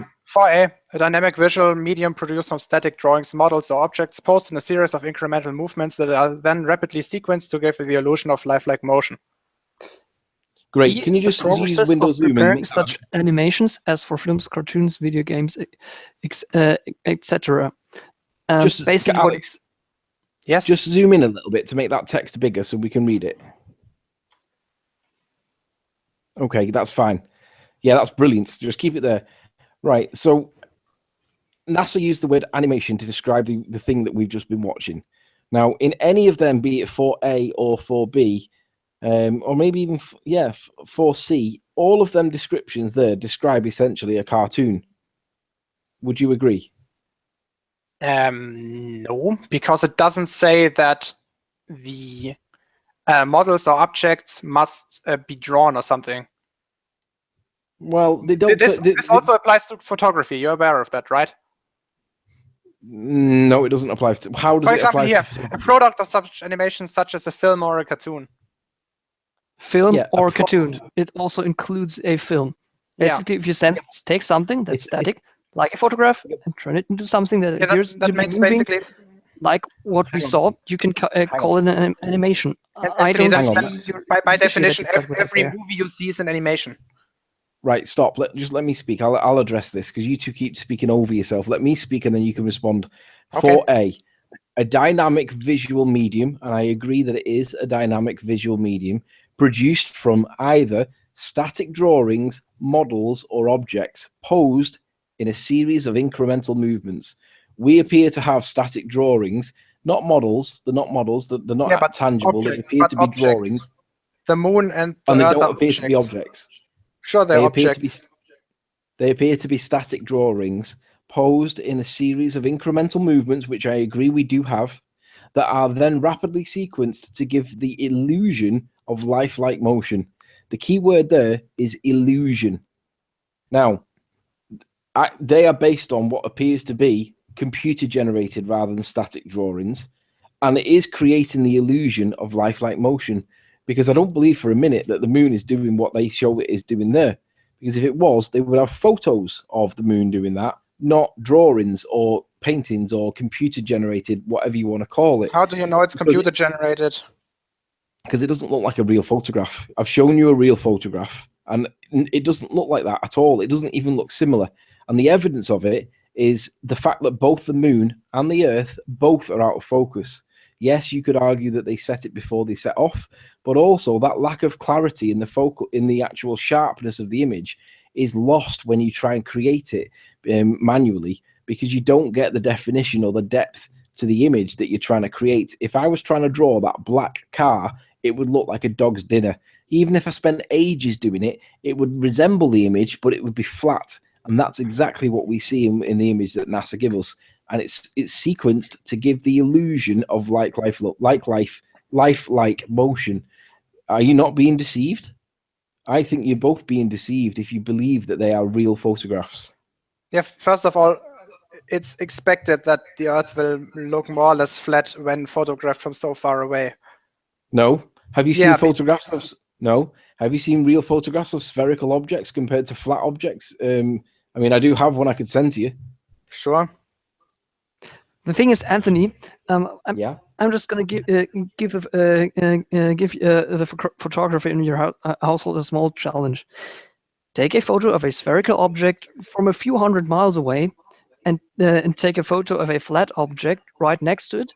Paint it so that from a distance they look the same, and then tell me how you can tell the two of them apart. Like for example. Hang on. We can do this. We can do this with the moon from Earth right now, and I can show you this. Oh, shit! Hang on, I've lost my sound. Hang on.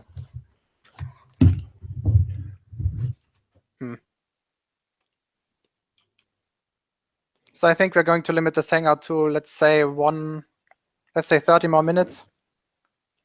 Sorry, I accidentally pulled my sound lead out by accident. Anthony, do you think is it okay for you to limit this hangout to, let's say, 30 more minutes, so we would be stopping at 10 p.m. general mean time? Is it 10 p.m.? Should be 10 p.m. Sure. Okay. Sure.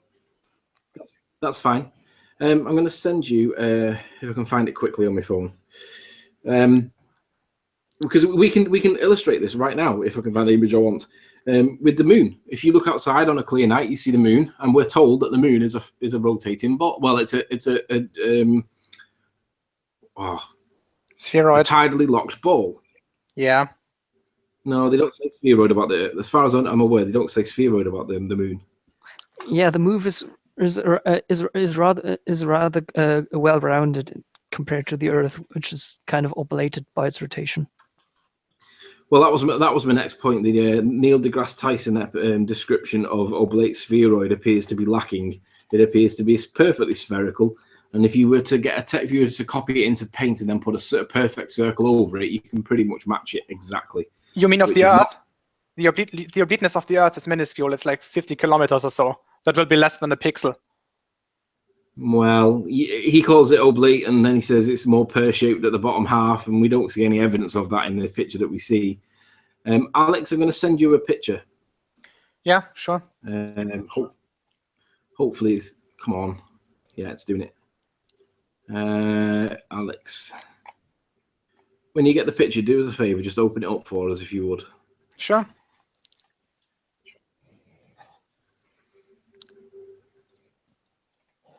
Yeah. Yeah, great. I'm going to send you a second picture. Just bear with me while I send the other one. This is coming off my phone, so just be patient with me while I find it.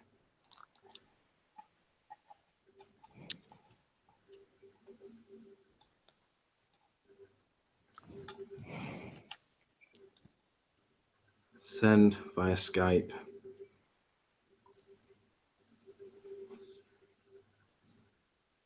Alex. Send. This should give you another one.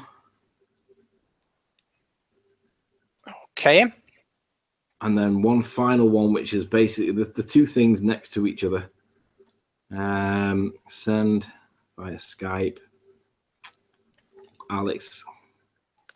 I can't believe technology is actually working when I want it to. Oh, well, sometimes you're lucky. First of all, sometimes it works. Right, so just open up that third one as well. wait, I'm trying to get all three of them on one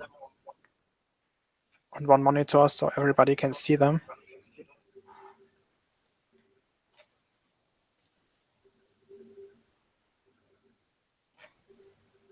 Okay. Now, just tell me what it is you think you're looking at. One is a plate and one is an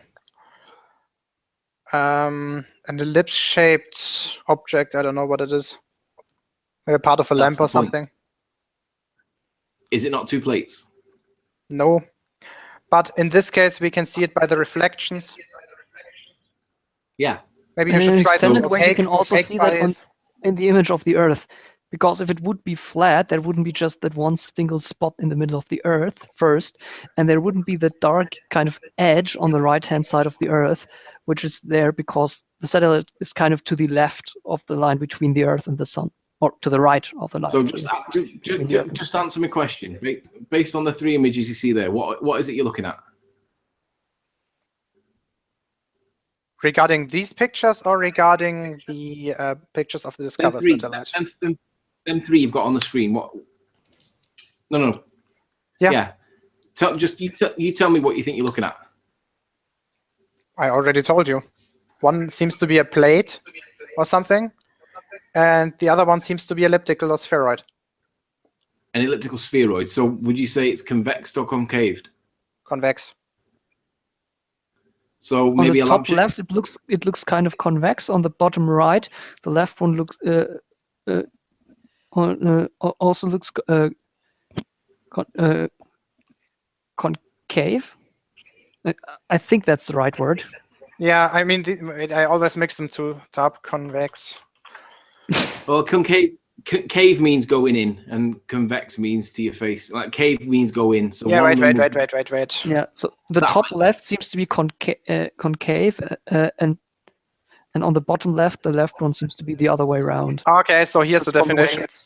This is concave, this is convex. So the left one looks convex, the right one looks maybe concave. Are you sure? Yes. Let me just send over this last picture. Oh shit, did that work? Yeah, that's what I was expecting. Yeah. Now, that's essentially what we were looking at there with the two pictures. You're looking at the dome-shaped thing on the left, and you're looking at the plate on the right. Okay. Now, from Earth, from our perspective, if you look at the moon, when you see the moon in the night sky, which one best describes it? Is it the flat plate or is it the domed thing? When you see the moon, it's the domed thing. If you go to the third image, Alex, the third one down. When you look at the moon from the Earth's perspective, which best describes what you see? It's the left one. Because we don't always see the moon face on. I mean, we always see it face on, but we sometimes see only half of it illuminated, and that's the point where you can see that it's a spheroid. But would you agree that the edges on the one on the left one where it says near side, the edges are sharp? Yes. The edges are not soft. And that's consistent with the plate on the right. The plate on the right also. The plate on the right is only illuminated from. Yeah, first of all, there's a difference because the moon is opaque and the plates are reflective, if you know what I mean. Well, the moon is opaque, but that doesn't mean it's not reflecting. Apparently, it reflects the light from the sun. Yeah, yes, it is. I don't know the English word, that's the problem. Let me just translate it. Well, there is plenty of evidence on the internet. Dull or pale, dim, droopy, whatever, faint, purple, weak. I don't know which one fits. Maybe opal. Nah. Basically, the moon is a lot darker than your plate because it only reflects a rather small portion of the light, and that also affects how its average reflection degrades towards the edges as the Well, it kind of doesn't though, does it? It's kind of always got sharp edges, apart from now and again, depending on Anthony, could you do me a favor and redo that picture with a spheroid with a dome-shaped thing that only reflects 12% of the light that is going in? Because the moon, Alex, I just looked it up. The moon has an albedo of 0.12. That means that 12% of the light that hits it is reflected. That means that it's dark gray. So can you do the same thing that we were doing with the plate and the dome shape, whatever it is, with an object that is dark gray? Yeah, but the point is, Alex, they should be consistent. The point is that what you see on the front should represent what you see on the back. What we see on the front of the moon should reflect what you see on the back, but we have already discussed that. Let's stick with what we see here. What the point I'm making is, you know that that's on the left is a dome, and you know that the one on the right is a plate, because you see the reflected lights, and you can see when they've put the side profile on what it is you're looking at. But when you look at any of the images of the moon, you always have the sharp edges, whereas on the left image of mine, you don't have. You have soft edges. Yes. By the way, I could think that the photos we were just looking at are composites. That's something I suspect, but I'm not sure. Because, for example, look at this. Yeah, look at this one. Is this edge here? Okay, open it up. Open it up. See that? See how here you can clearly see the craters, and you can see them more clearly than here. It's because the light of the sun hits that surface in a more shallow angle, and therefore you will see the surface structure a little bit better. So the sharp edges you see on the left are what? The sharp edges here? It's because the light source, in this case the sun, is a little left of the viewer, that's all. Yeah, but on the image on the right, the lampshade doesn't give the same effect. It has soft edges all the way around. Where's the light source? Well, on the right side, it does not have a soft edge. It's rather by the way, a rather sharp edge. The lamp thing or whatever it is doesn't have craters on its surface. Irrelevant point. The edges are still soft on the lampshade compared to a sharp edge on the moon. Well, on the right-hand side of that lamp, I think the reason why you can see the edges of your lampshade clear from all sides is because it doesn't only get light from exactly one direction. I don't know how exactly the illumination in your room looks like, but the light from your lamp is also partially going to be reflected by the walls in your room, reflected back to the lampshade. Those are, I have to admit, aren't as strong as the primary light coming from your lamp. However, they will also contribute to the illumination of that lampshade. Therefore, your lampshade is rather smoothly illuminated from all sides, and in that image, that's the reason why it looks sharp from all sides. If you were to only illuminate it from one side, there's two possibilities. One, you're going to illuminate it from exactly the direction which we're going to take the photo from, in which case you would see a semi-sharp edge all around it, it's slightly blurring, or it's going to look similar to the moon if the light and your camera are slightly apart from each other. Fine. On the right image, where you see the plate and the bowl, you can see the 4 square lights and the forget about the skylight in the middle, because that doesn't appear to be represented because of the shape of the bowl, the dish. But you can see the 4 square lights on the left one that are all close proximity to each other. And on the right-hand image, you can see that they are spread apart. Agreed? Yes. And now if we compare that to when we compare that to the footage of the DSCOVR satellite, we can see that we have a reflection of the light source, which in this case is the sun, only at one point of the Earth, as we have on the surface of this lampshade. Show me the reflection of the sun then on the moon. On the moon, that's hard because the moon doesn't have a reflective surface. Well, it kind of does. It's got a rough surface. You're not going to see any kind of mirror image on your lamp. In the same way that you couldn't see the lights in your room if the lampshade wouldn't be polished. But I'm sure. You just take another object instead of the lampshade. Take whatever, basketball or something. That would do. Hang on. I'm sure you just said that we see the sun reflected on the moon. Did I hear you wrong, or have I misheard you?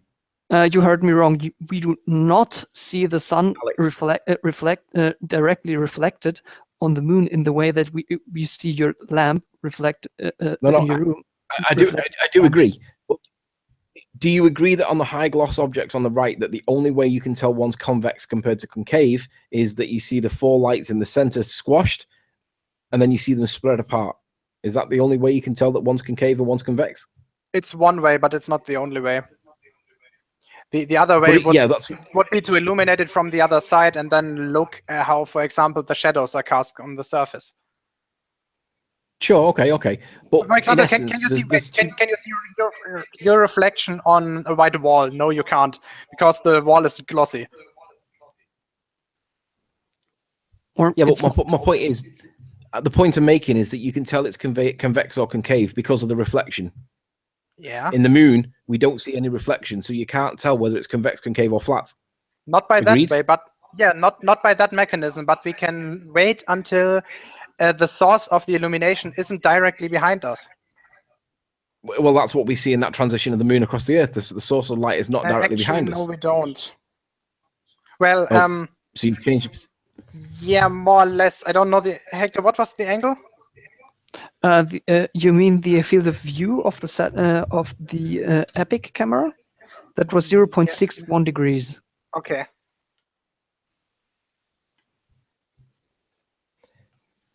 Point is, you can't tell whether it's spherical or whether it's flat based on the evidence that they've given us. It looks to be totally flat. Based on that image, you can't. Based on what you see when you look up into the night sky with your bare eye, yes, you can. Well, no, you can't, because when you look into the night sky with your own eye, you can't tell whether that's flat or round either, because there is nothing reflecting off it to tell you.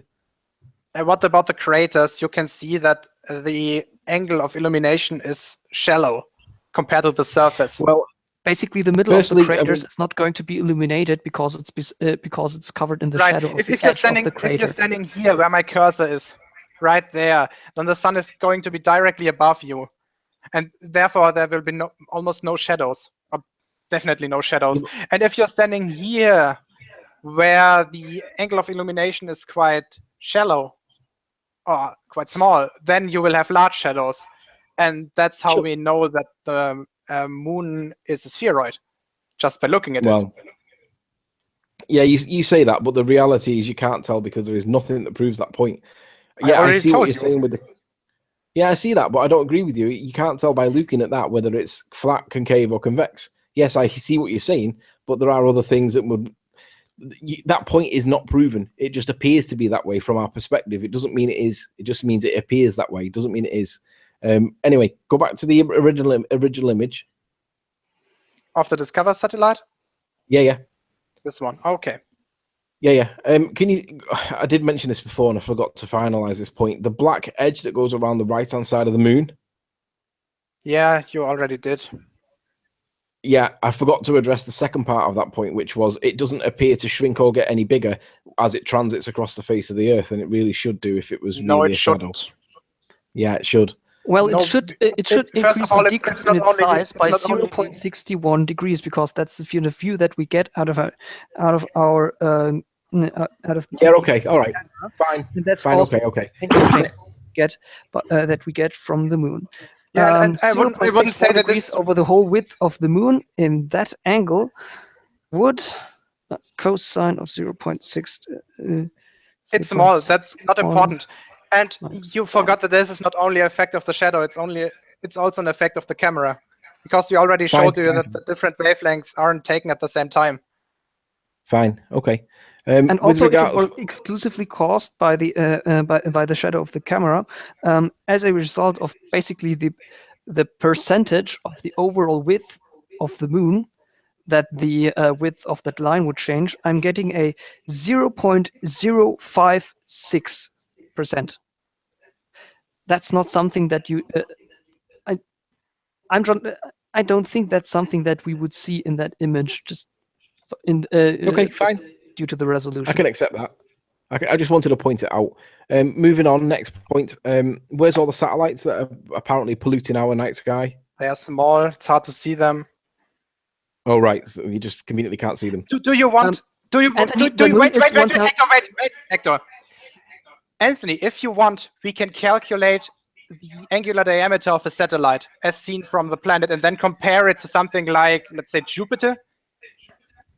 No, but what you could do is you could just show what NASA shows where the satellites are, and it looks like it's a haze all the way around the Earth, and we don't see any evidence of that at all. But anyway, moving on. Minor point. What about the stars? Wait, no, I don't want to skip this. Do you know how small, how ridiculously small the angular diameter of a satellite is as seen from the Earth?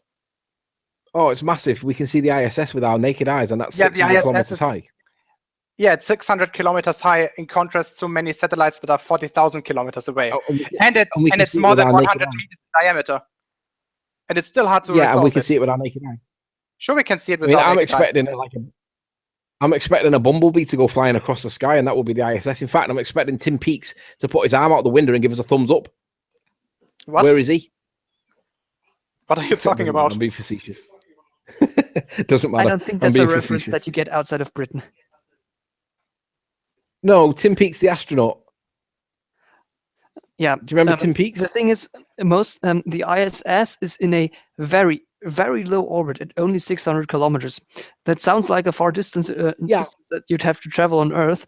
However, in measures of satellites, that's quite close to the atmosphere, to the point where they're even getting very minuscule amounts of drag that they have to correct for by maneuvering engines just to keep the ISS from breaking down inside the atmosphere and falling down. Anthony, they've placed the ISS that far down because the less far you have to go up, the less fuel you need for your rocket engines, which means that for the same amount of fuel you can get more payload up there. Yeah.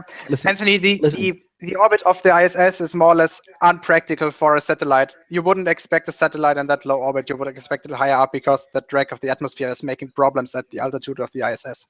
Listen. I accept that you're not going to see the satellites in the face of the Earth now, as the satellites are meant to be transiting the Earth.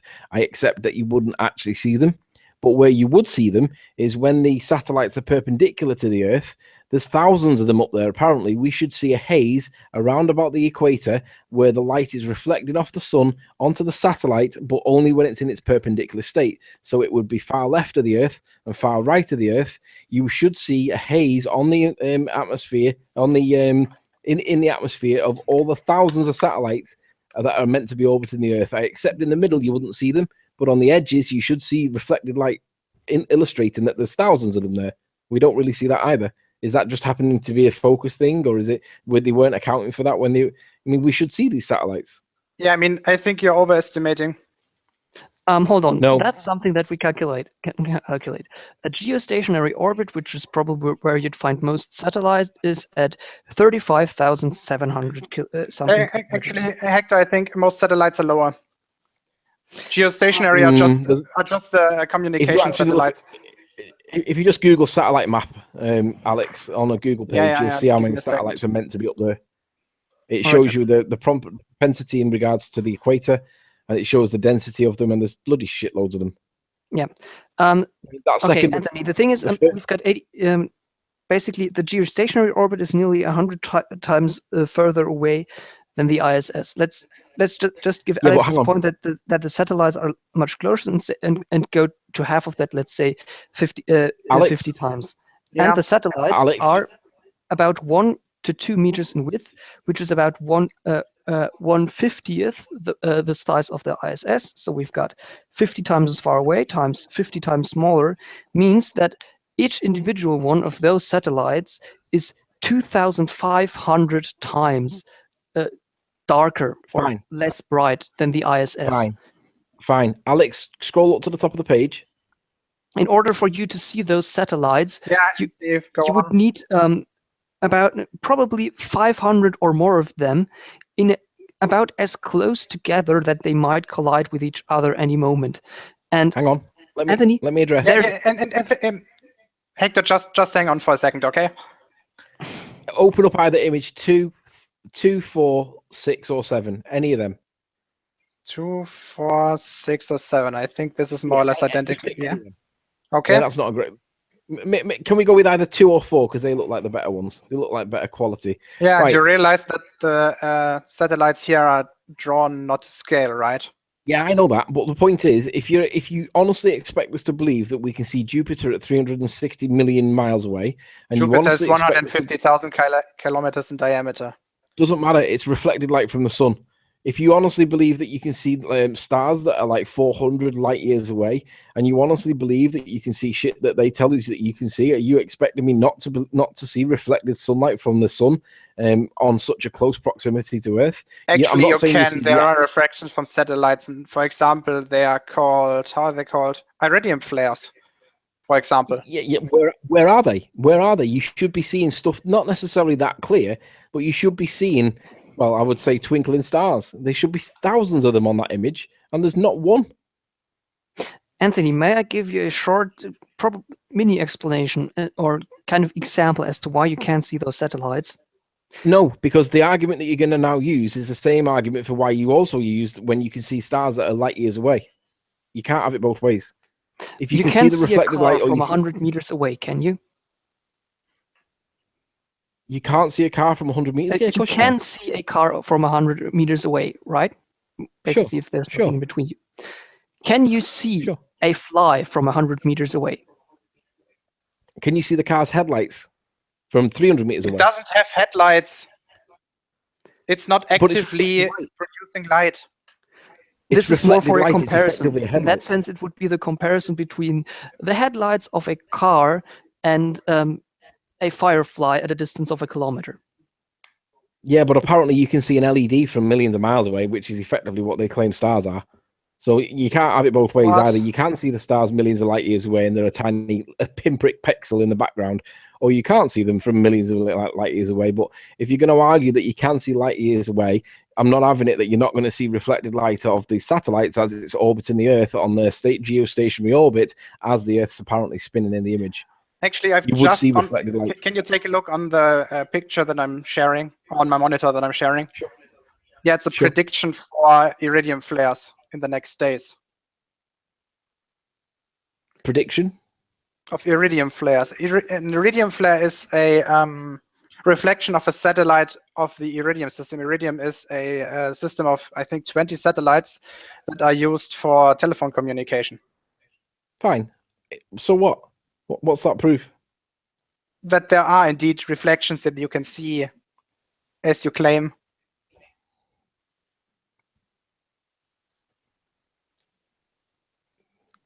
I'm not understanding your point. You said that there should be reflections from satellites. Yeah.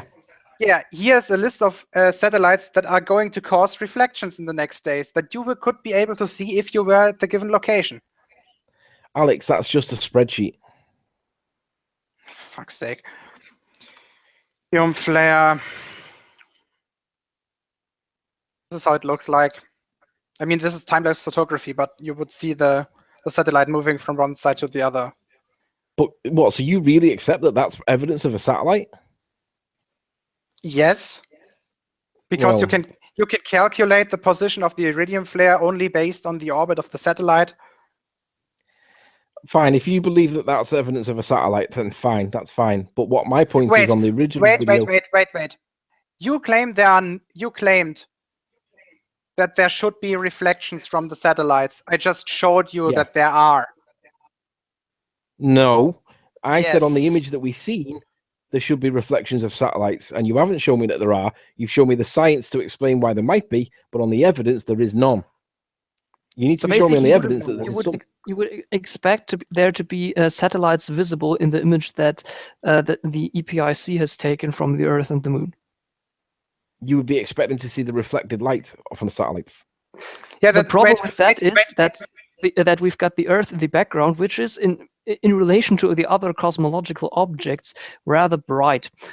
If you take a look at the small animated image in the Wikipedia article, Hector, that's not the only thing. The reflection of the light from the satellite would perfectly have to be reflected towards the sensor of the Epic camera or the other camera. In any event, there's thousands of them in different orientations. We should see what looks like a haze And I'm not saying that when it transits the Earth face, but when it's going around the extreme edges, we should see a haze of satellite reflected light, and we don't see any evidence of that.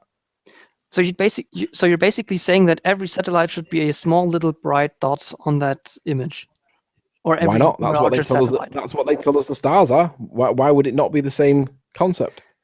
Because, for example, when we go with the Epic camera, we can actually calculate how big a pixel, how much area a pixel in the photo of the Epic camera covers, and we will end up with a few square kilometers. I'm not having that, because if you then apply the same mass to the stars and all that, and how they're 400 light years away, yet we can still apparently see them. The maths doesn't support that at all. Yeah, you can say the stars must therefore be out a massive amount of energy. Do you know how much energy the sun throws out within 1 second just due to light? It fires enough energy to burn, I think, or to lose 4 million tons of mass per second. Fine. Right, what we're gonna move on, because how long have we got left? 9 minutes? Yes, 9 minutes.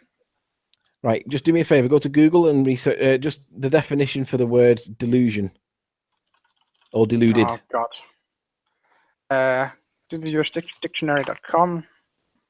Well, just Google it, because I want 3 terms. Delusional. Yeah, delusional or delusion. Illusion. No, that's not the right word. With E, not with an I in the beginning. Delusion. Yeah, Delusion. Okay. Okay, great. Yeah, that's it. The state of being deluded, a false belief or opinion is. It's going to be easier if we just do this with the Google definition, because I want to show 3 of them at once. Yeah, just type it in the address bar. Just type in. Yeah, that's it. Wait. Oh, just type in the word delusion. Yeah, that's and then do you get it in English? I'm just getting the German translation. Just open the Wikipedia article. It should say in the beginning. I was just hoping to get that box that you had then at the beginning, but in I can't quite read that. A delusion is a belief that is held with strong convictions despite superior evidence to the contrary. Right. Now, I'm going to suggest that you two are both believing what you see is there is a real photograph, yet the evidence doesn't support it being a photograph at all. It shows that it is flat. It is missing all the elements of a photograph that we believe that a normal photographer would have. So I believe that you two are either accepting evidence to the contrary that is a photograph and therefore are both being deluded, or the alternative is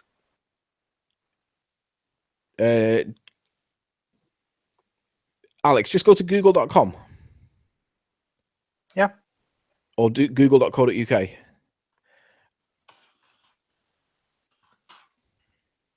And then in there, can you get the English version of that rather than the German one? I don't think so. So if you type in google.com, it takes you to the German page? Yes. Oh, I mean, this may not work. Try conformity bias.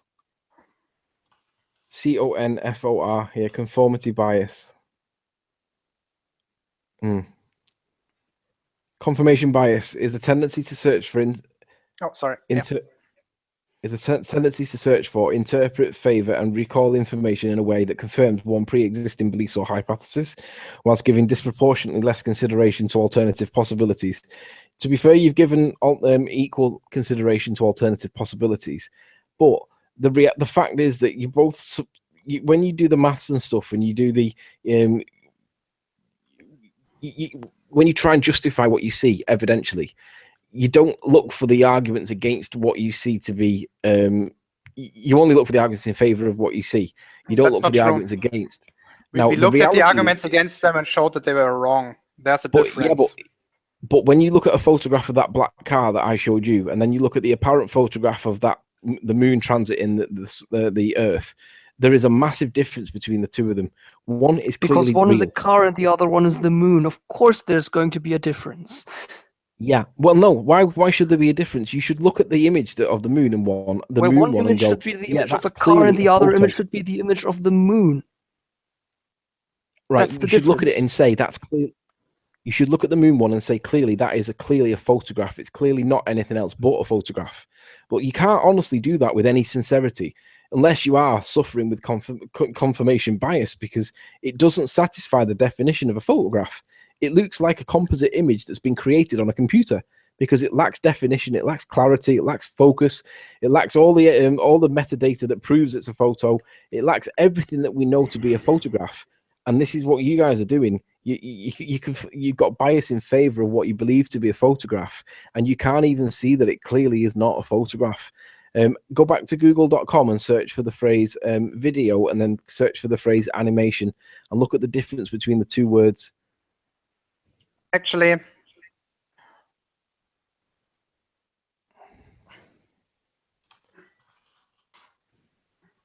because essentially a video is a series. Generally, it's a series of photographs that when put together create motion. yes. But there is no apparent deception or illusion. Animation is the process of making the illusion of motion. Basically, the big difference that people usually use when differing between an animation and a video is a video. If you take something and if you record a series of images as they happen and then combine them into a video that's playing at the same speed. The reason why NASA is calling the video of the moon passing in front of the Earth an animation is because in real time that would take about 3 hours, and nobody's going to sit through 3 hours of a video just to watch the moon go once from one side of the image to the other. That's why they're calling it an animation. Actually, they would call it time lapse. That's the phrase they would use. They would either use long exposure for the star trails. We know what that looks like. They would use the phrase time lapse. They wouldn't use the word video or animation at all, really. But if they were going to dilute the importance of the phraseology, they would use the word video. They wouldn't use the word animation, because an animation by definition is an illusion. And you two are both falling for it. And anybody else that looks at that evidence and thinks that that's a real photo or a real video is falling for it too. It's clearly not a real video. It's completely generated by that the time lapse of the DSCOVR satellite is deceiving, then by definition every video is deceiving. Because you don't know the states between. The point of an animation. Wait, yes, because you don't wait. Because you don't know the or how the state of the object that you're filming is between the two frames. You can just interpolate it. That's all. Right, an animation by definition is to create the illusion of motion. Yeah, whereas a photograph, that makes videos per definition an animation. No, because they're not trying to elude you about motion. Yes, whereas that video clearly yes, they do. Yes, they do, because each and every photo in itself is static. Only the rapid playing of those photos after each other makes them look like they are moving. Yeah, but a video is not trying to create the illusion of motion. It is showing motion, whereas an animation is creating the illusion of motion, because by definition, it's not an inanimate object that you're seeing. You're seeing it's generated. If you can't see that, you are both suffering, and anybody else that looks at that evidence to think that that's real, you are being deceived, and you are unable to distinguish the reality from the fiction. Reality is the black car. You know that's a real photo. The fiction is the moon transit in the Earth. You know that is not a photo. By any definition in the world, that is clearly not photographic. It's creation. It's literally people have. And like I said, like I showed with the moon, it appears that they flipped it horizontal, and they maybe even flipped it vertically and generated that moon image based on the front image of the moon, dicked around with a bit of the cloning tool and softened a bit of the edges here and there to distinguish it. But nonetheless, it appears to be the same image of the moon, just played around with. If you can't see that, you are being deceived. You're accepting the evidence of deceit. And there's nothing I can do to persuade you otherwise. You're so cognitively dissonant, it's unreal. But if you both choose to accept that evidence, then you both accept a really low level of evidence, because I'll put it to you this way. If, what's his face, Jaren or Flat Earth Asshole or anybody else, if they presented that as evidence of anything that was supposed to be true, you would laugh at them because it's clearly false. But yet you accept it yourself. Actually, no. If they presented that video of the DSCOVR camera, no, we wouldn't. No, if they presented that as evidence from the DSCOVR camera, you would laugh at them because it's clearly not photographic. I don't care how you believe. If you Actually, honestly no, believe that, we wouldn't. At least I wouldn't. If they are using that to make a point, they may. It's okay, but they have to show that the point that they are making about the photo must be correct. Listen, dickheads like Red Rhetoric believes that the Big Ben's power station is not suffering from distortion, and it's evidently what has the showing Big Ben that it power is. station to do with this particular image? Because when the evidence is smacking Reds in the face, he cannot see that there's distortion going on. He's now changed his position, but at the point when I was arguing it with him, he wasn't saying it was distorted at all. He's now changed his position, but nonetheless, he still wouldn't accept it when it was there, black and white in his face. Actually, I think I don't want to misquote him, but I think he said that there is distortion going on in the picture. In the end, he did. But if you go back to his original video, he didn't say that there was distortion going on. He described it as being proportionately equal to the rest of the image. May I just interdict both of you for a short moment regarding the discussion about semantics and science? One thing: scientists are horrible at naming stuff. That's the reason why the things that make the foundation of science are called a theory.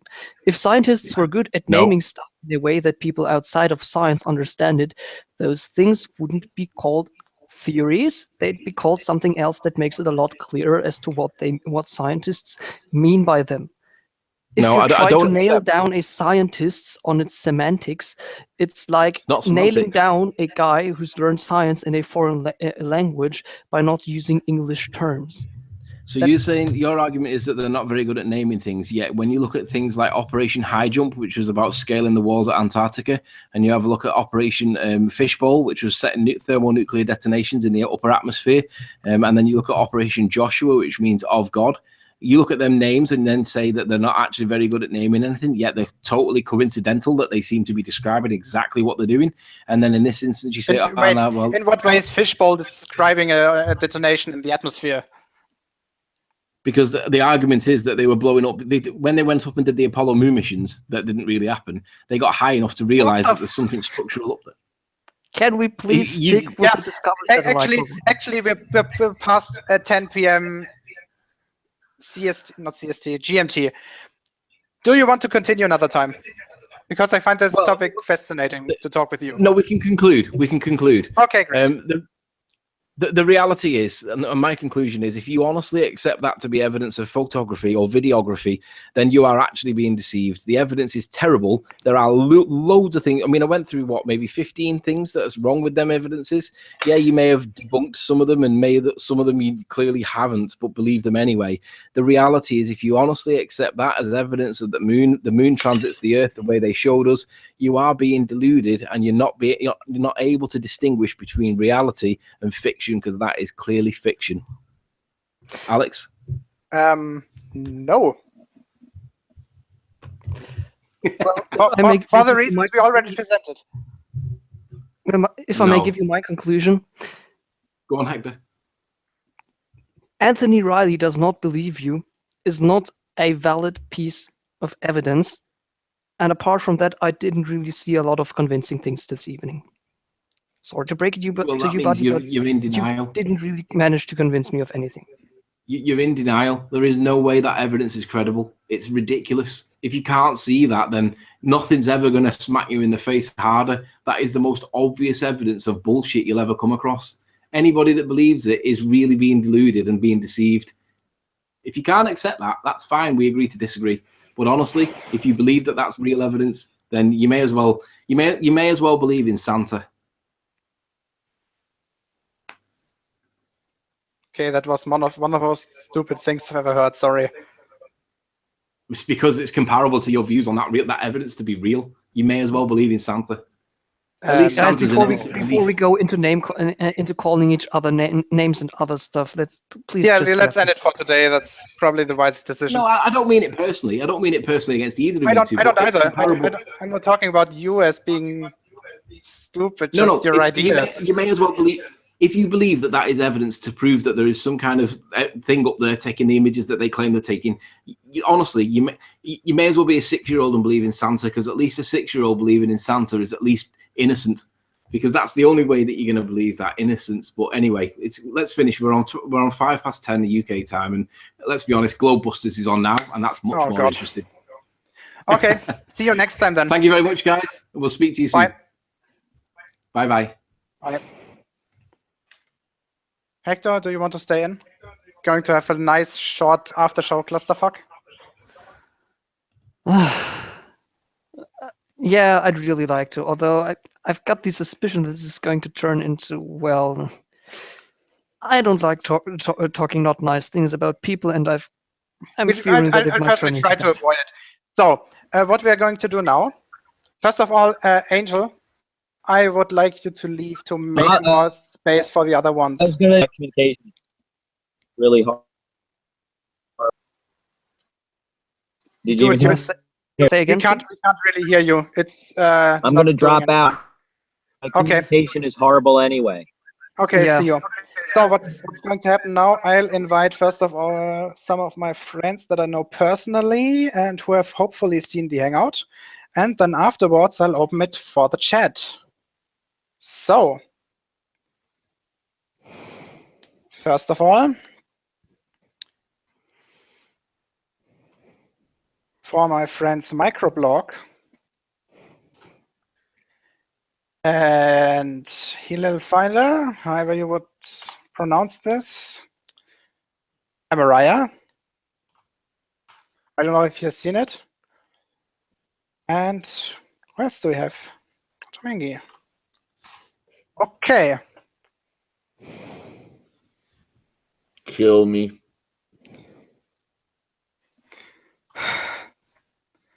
I can't. Just do it. Because then I wouldn't have somebody to kill me. We can pull the trigger at the same time. That sounds like an idea. Come on, guys. You really want to give up after that? Your impression? You guys are weak if you want to give up right now. I've had discussions with Anthony for multiple hours straight, and I was a lot more calm than after now. But I have to admit there was a little bit of talking over each other. Also partially my fault. That also always gets me slightly riled up. But yeah. The problem is that Anthony and mainly Anthony tends to talk for very long, and I have the urge that when I hear bullshit, I'll interrupt him immediafter There's no point in letting him continue talking if he's already made a mistake, because that after that everything else he's gonna say is gonna be irrelevant. Right. If you're starting with a wrong beginning, then your conclusions will be false. Yeah, so anyone else in the chat wanna join? I've sent the link into the side chat.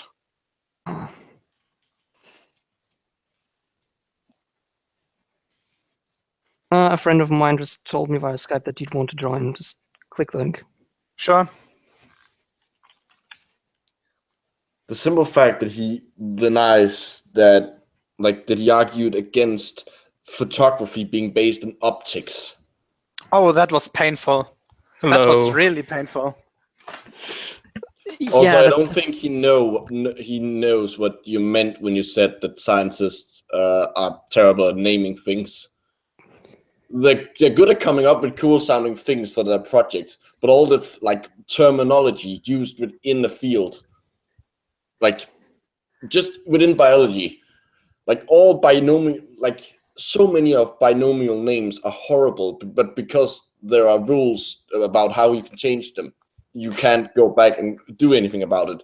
Yeah, it's more or less the same in chemistry. Some of the names are just annoying. There's a group of reptiles called phytosaurs, which means plant lizards, because when we first found them, we thought they ate plants. Turns out they basically had the lifestyle of crocodiles. Nice. But that name is stuck there. Yeah. And also, there's something called vacuum state in quantum mechanics, and spoiler alert, it's got nothing to do with vacuum. Yep. Within the field of within biology there is a word called cryptobiosis.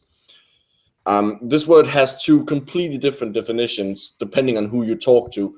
Either it's a disease that salmon get, or it's a phenomenon where an organism goes into a state where it appears to be dead, but once conditions get better, it can revive. Yeah. Those two things have the same name. If that's not terrible naming, I don't know what is. Yeah. Were you already inside the side chat, or did you see it when, first of all, Hector was calculating the amount of time it would take the moon to traverse the view of the DSCOVR satellite? Mm-hmm.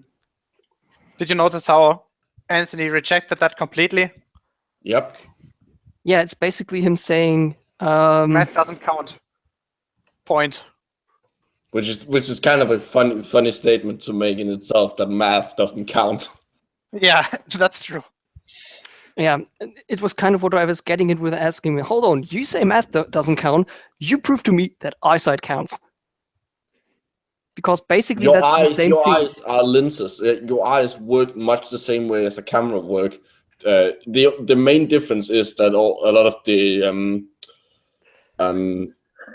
basically, the autofocus works by not by moving the lens, but by stretching. Well, that depends on what organism it is. A fish actually do it by moving the lens back and forth.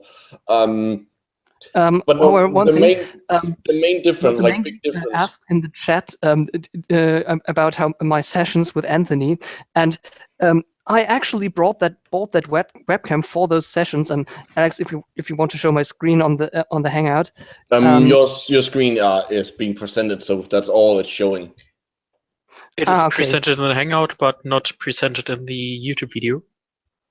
Okay. Yeah, because basically what I've had 1, 2, 3, 4, 5, 6, 7, 8, 9, 10, about 15 to 20 pages of just drawings and explanations about basic geometry, a little bit of vectorial maths and relative systems in regards to the Foucault pendulum and other things, to explain to him why it's supposed to rotate over the Earth, things like reflections on the water, of light on the water, and also stuff about perspectives and so on and so forth, just to make him understand things. Yeah, but this time we were basically having to teach him how to see. Yeah. And to be honest, that also was kind of my approach when talking to him, because the problem that I see with Anthony is that he completely lacks any scientific education. I mean, just a few days ago, I told him that the 4 Galilean moons are quite nicely visible. And he basically answered, what the heck are the Galilean moons? The problem is, at the moment he received scientific education, he would have conflicting worldviews and would have to choose between them, and would have chosen the more logical one. Alex, is that you? Yes, it is. Oh God, hi. I'm surprised you didn't recognize me any sooner. Yeah, I mean, in the chat, obviously not, but hi. I'm sorry you had to see this. This must have been equally painful for you as it was for me. It was. And I'm still waiting for Microblock's handgun. I have to either kill him or commit suicide. I have to go buy it first. Handguns are quite hard to get in Denmark. Yeah, then use something different, like, I don't know, an axe or something. That's not fun. It's not as big of a statement.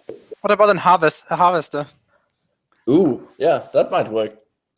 One of the biggest problems I see with Anthony, and it's nothing against this person, it's that he does not want to understand. Oh yeah. He simply does not want to understand, and at the moment you presented him with actual facts he could understand. He tried to change the battlefield. He changed from the actual facts like weather at the locations back to things like the definition of animation that was completely irrelevant. Yeah, what I said, the thing with scientists and naming stuff. It's just trying to nail down a scientist. Really religious, believing one thing, stubbornly defending it with babbling random nonsense to basically confuse everyone. It's just like giving people brain cancer so that they say, yeah, okay, then you believe that. I just don't want to talk anymore because,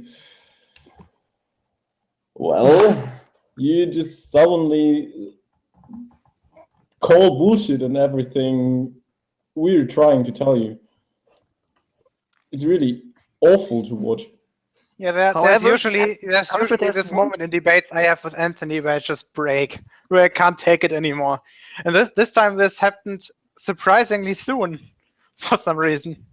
I don't blame you. I don't see where the surprise is. Yeah, however, you have to get you have to see it positively. This is a good training in patience. Maybe. Oh, it's a good training in surviving with extremely high blood pressure. Or yeah, probably. My approach it seems like a training to survive psychological torture. Yeah. Something physical. Are we sure we aren't being trained without knowing it, like by the CIA or something? How many fingers are there, Winston? The numbers, Mason. What do they mean? Remember, the math doesn't count. Sure. God, I feel so horrible laughing about it, but I can't stop myself. You should laugh at it because we laugh because we laughing at it don't is have to an cry. appropriate response. That basically means you're just healthy. Probably, yeah. I so hard want to continue to believe that Anthony isn't stupid. He's just fallen for a lot of stupid shit. But oh God, it seems like he's trying to prove me wrong. Actually, yeah, I mean, some of the stuff he's claiming was so ridiculous. Not necessarily in this one. I think in the pyramid debate, in the first one that I had with him, the stuff he said there was even worse. I didn't stand the pyramid debate. You have to see it. Like the first 30 minutes is just. I gave him the first 30 minutes. I saw the first 30 minutes. I saw the first 30 minutes, and I just dropped out because it was so. It gets a little better after that because at that point Alex starts speaking. Yeah, I just the reason that I gave him the first 30 minutes is, first of all, that I would have this stuff that he said live without me interrupting, so he couldn't say that I'm taking something out of context if I were to quote it later. And the second one is that the stuff he said back then was really nice footage for a stupidity compilation. Are we even sure he really believes that stuff and doesn't just want to fool us? Oh, he definitely believes it. I'm not sure. I don't think anymore that he's a troll, because no troll would seriously put so much effort into this. Yeah. To be honest, I know another person who's really into conspiracies, and he really believes that, he genuinely believes that the whole story in the Bible really happened, and basically describes the aftermath of a nuclear war of aliens on Earth. Which is really this guy. You just listen to him 4 whole hours, and it's just the perfect fairy tale. There's a direct to DVD sci-fi movie idea in there. Iron Sky is the only thing I have to say. this guy is really into it, and you can see the same frantic expressions and stubbornness in Anthony. So I generally believe he's trolling anyone. And Anthony has bought into every single conspiracy theory that I've ever heard. Except Center. He thinks that 9/11 was a fake, which will be my next debate with him in a few weeks, will be very painful. You serious? Yes. He also talked about that with me. And I think at one point he kind of reacted to me the same way we would probably react to him, which I think is it's a relief knowing that at least he kind of understands how we feel when talking to him. Yes, and he said that then you've seen the stuff with the pyramids. Then he's a creationist, but for some reason not a religious creationist. He just thinks that evolution is bullshit. What else have I talked to him? Yeah, right. The moon landings are fake. Everything else regarding space is fake. Noah's Ark did really happen, although this guy's not religious for some reason. And Noah, like it makes complete sense that Noah would have put crosses up, even though he was Jewish. Yeah, for example, Google... Anthony claimed that the cross was used as a symbol for Christianity 4,000 years before the birth of Jesus. He said that. Well, there is evidence. He didn't say it. He Skyped it. We had a Skype chat. Yeah. So whatever. Well, there is evidence that there was a flood in the Euphrates and Tigris area. But a few thousand years back. But Noah's Ark is And we know the exact date of the flood in the Euphrates and Tigris area, and we even know how deep it was. It was like 2 meters or so. Not more than what happens today.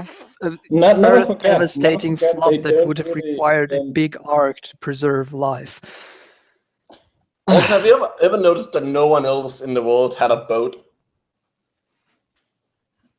Yes, and that the claimed construction that is described in the Bible is completely false because the thing would break apart. It's basically too large. It's basically too large for a wooden construction to work. Yeah, it is. It is. No, what I mean is, how is Noah the only one who survived?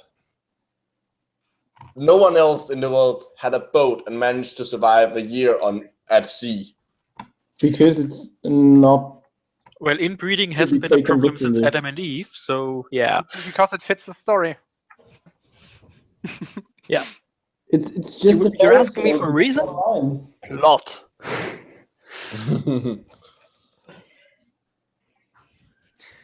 Does anybody else have something to say about this? About what? About this entire thing that happened today? Any stuff that must be said regarding today's debate? I continue to be surprised how Anthony has managed to make it to adulthood. I'm pleasantly surprised that he doesn't believe in Santa. That's truly interesting. Well, if there was a conspiracy theory about Santa living in the North Pole, maybe that might sway him, but yeah. I'm gonna go with Mexico on this, where Santa lives on the moon. That's pretty cool. No, he can't. Remember, the moon doesn't exist. The moon is flat. The moon is just a light. There's no physical substance there. It's just a big LED with structure. What? Give me my moon back. Well, can we get Anthony to try and see his own reflection in asphalt?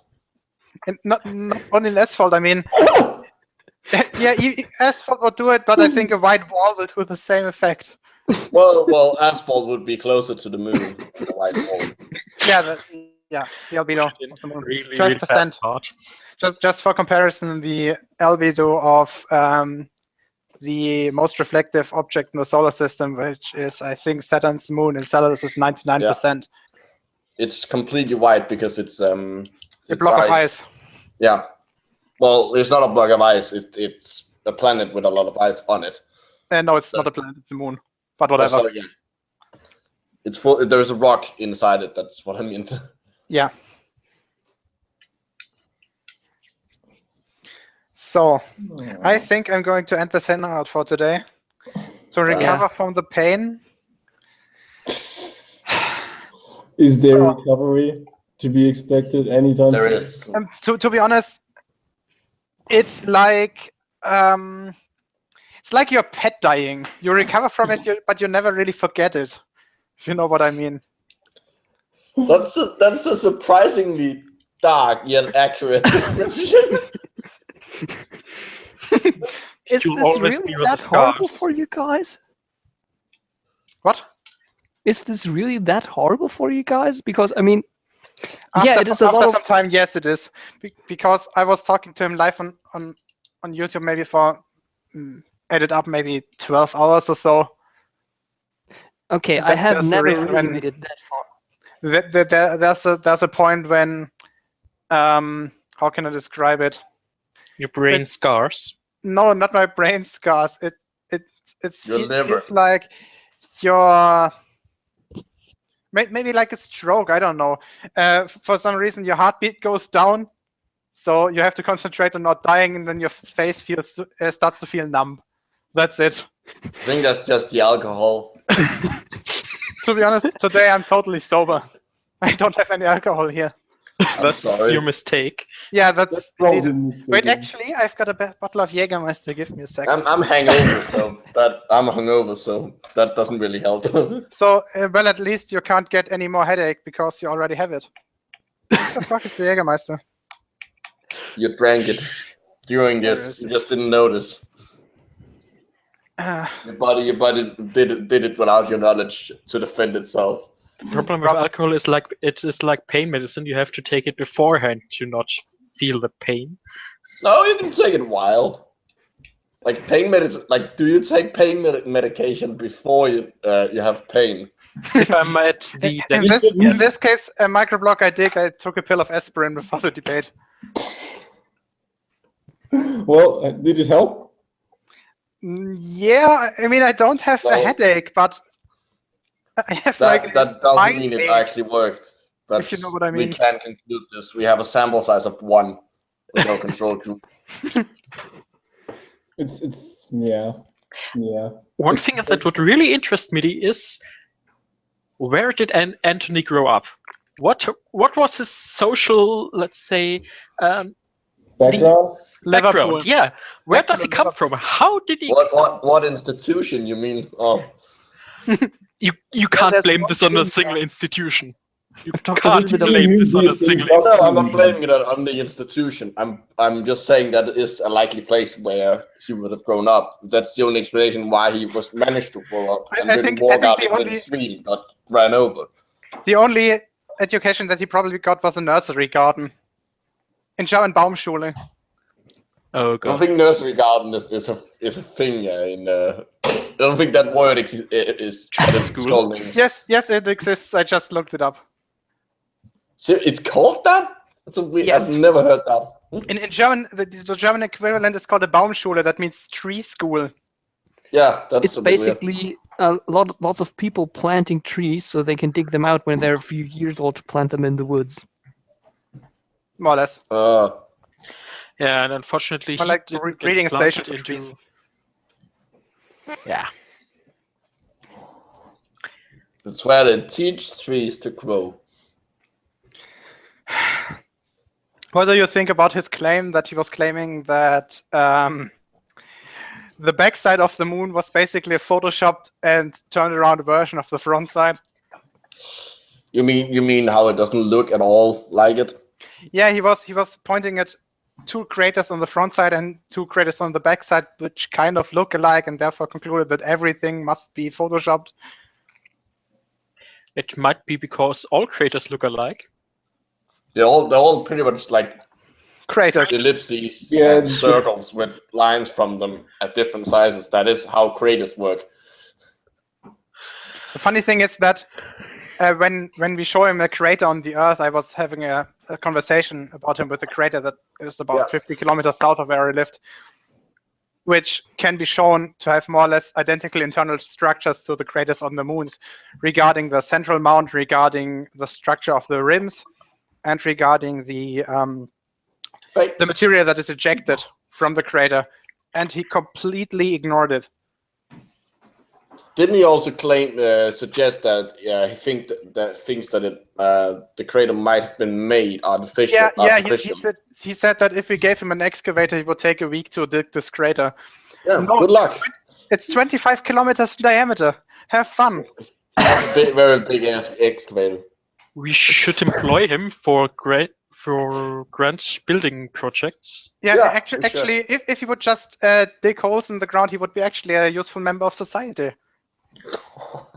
Okay, that's mean. Sorry, Anthony. It's mean, but it's also appropriate. And I think even God, Anthony I feel would so be horrible for laughing about that. I think even would be able to see that that's exaggeration for the purpose of comedy. I think even he would be able to see that. We make fun of it so we don't have to cry about it. Yeah. Basically, yeah. Yeah, there's this moment where something is just so sad that there's no other possibility than to laugh about it. It's called gallows humor. Yeah, true. Speaking of gallows, does anyone know where I rope? Unfortunately, or fortunately, I don't have a rope that is strong enough for me. Doesn't have to hold you, you just has to break your neck. Well, it depends. If you hang yourself, it's either that you break your neck or that you strangle, like you strangle yourself. Are they still running this hanging facility in the Justice Palace in Nuremberg? No, Wait, I think they kind of retired after the Nuremberg trials. Probably, yeah. They basically retired. But there is a British handbook exactly for this purpose. That's a good place for hanging.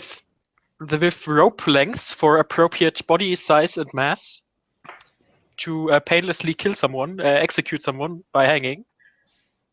And it's fairly recent. I think in the 1970s there was the last. Okay. I didn't know that the British were that obsessed about hanging people. Yeah, I mean, they actually boiled people. And by good old British tradition, they probably overboiled them.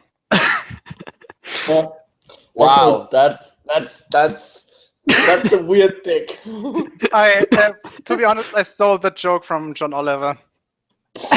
Yeah, I already thought I heard it somewhere. But however, good source for jokes, I gotta tell you.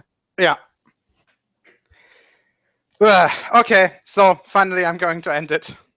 And the hangout is back. Oh, okay, there it is. I just have to send it to you. The official table of drops. Wait. Seriously, dude? Seriously? Yes, it exists and it has its own Wikipedia article. Nice. Who would do that?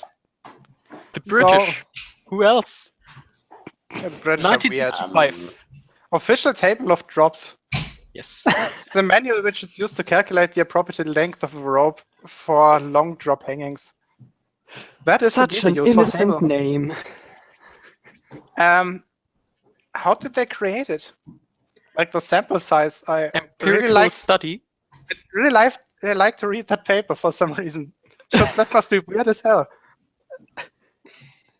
It probably wasn't a paper, like considering that hanging has been a form of execution for quite a while.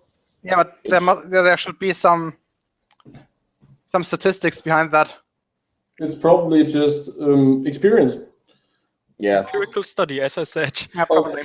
Yeah, and a lot of people to hang. Execution is telling you how to hang people, basically. I'm more but in case you're interested in it. I'm more confused how they know if it's painless or not. They can't exactly ask how painful it was afterwards. Yeah, but in regards to an empirical study, considering how the US is currently trying to get their lethal injection drugs and how that's fading, maybe they'll soon in the future have some statistics on how to hang people properly. Yeah. So to be fair, that's probably better than the injection they are doing right now. Yeah, probably. Because seriously, who else lets people suffer for 20 minutes or more? I mean, come on, ISIS is more humane. Anthony Riley does. Nice. We have a lot of, let's say, documentation about 80 years back that contributed a lot of to medicine. There might be some hint on what the best execution methods might be. Yeah, but Probably. before about what to do after the heart attack discussion with Anthony Riley, let's just wrap this up because I think a few of us have to get up tomorrow. Wait, does he deny the Holocaust? I haven't talked to him about the Holocaust, but I don't want to know. He said, and I quote, "The Berlin Wall worked for a while, or worked nice for a while." Wait, give me a second. I have the exact quote somewhere here because all the stupid shit that he says, I'd actually screen cap that. Yeah, and then send it to me so I can suffer too. Yeah, to share the pain. Isn't that fair? So yeah, fair. That's the word. Shared pain is doubled pain. I'll quote him. quote, I think he will make it work. We were talking about Trump. He's very adamant, and the Berlin Wall worked for a time. So why not? Yeah, yeah. because, I mean, sure. We managed to build the Great Wall, just build it in Germany, and we made the Russians pay for it. Not only mines and barbed wire, it all depends on the firing rifles and dogs. It all depends on the definition of making it work. How? Yeah. What did the Berlin Wall achieve? I mean, technically the wall did work. You can't, like, it forces you to either go around it or like you can go through it. So yeah, I mean, there really was in Berlin. There really was no way to go around it. I mean, it was spanning entire West Berlin. There was no chance because it was a circle. But I mean, it's a solid object that you can't pass. So technically, the wall works. Yeah, I mean, you would need a large caliber bullet to shoot a hole large enough to go directly through it. Yeah. So it's a functional wall. To be honest, wall. the Berlin Wall was just one of the dark sides of modern humanity, because basically they regularly kept shooting people trying to cross the border, and that number isn't small. I mean, they had anti-personnel landmines, basically the predecessor of the Claymore mine, placed there just to shred people who wanted to get across the border. Barbed wire, attack dogs. I mean, that's shooting guns with these nasty projectiles that would more or less shred into pieces inside the body of the shot person. Yep. The side fact or the fun fact, people still dug below the Berlin Wall and they still got past it. Yeah, not just digging below it, but building hot air balloons to fly over it. It didn't work. It just didn't work the way it was intended to. And you know why the wall on the southern border of America wouldn't work? 60% of all the illegal immigrants in America came there on tourist visa by plane. How are you expecting to stop a big wall to stop planes bringing tourists into the country? It was the same back then in the GDR. Most of the people that fled the GDR fled through Hungary, because from Hungary they came to Austria, and from Austria they came to West Germany. Wait, Microblog, are you actually saying that the wall should be so high that it actually blocks planes? I'm saying it should be huge. Yeah. Well, I wouldn't put it past Trump to demand something like that. You probably just have to add some kind of airplane defense system. I think we should start shooting down your planes. And that's also something that I wouldn't put past Trump. Planes went out for anyone. Okay, let's wrap up. What I'm going to do now is I'll set the Hangout to private, so we'll just end the misery of our viewers finally. I think I'll stay in the Hangout for maybe another half an hour or something, because tomorrow I don't really have much to do. I'll drive to university just to get rid of one protocol, and that's it. So yeah, who wants to stay can stay, and the rest can go. But for our viewers who are still in the Hangout for some reasons that I really can't really understand, thanks for watching, and I hope you might enjoy the next Hangout. Thanks. Bye.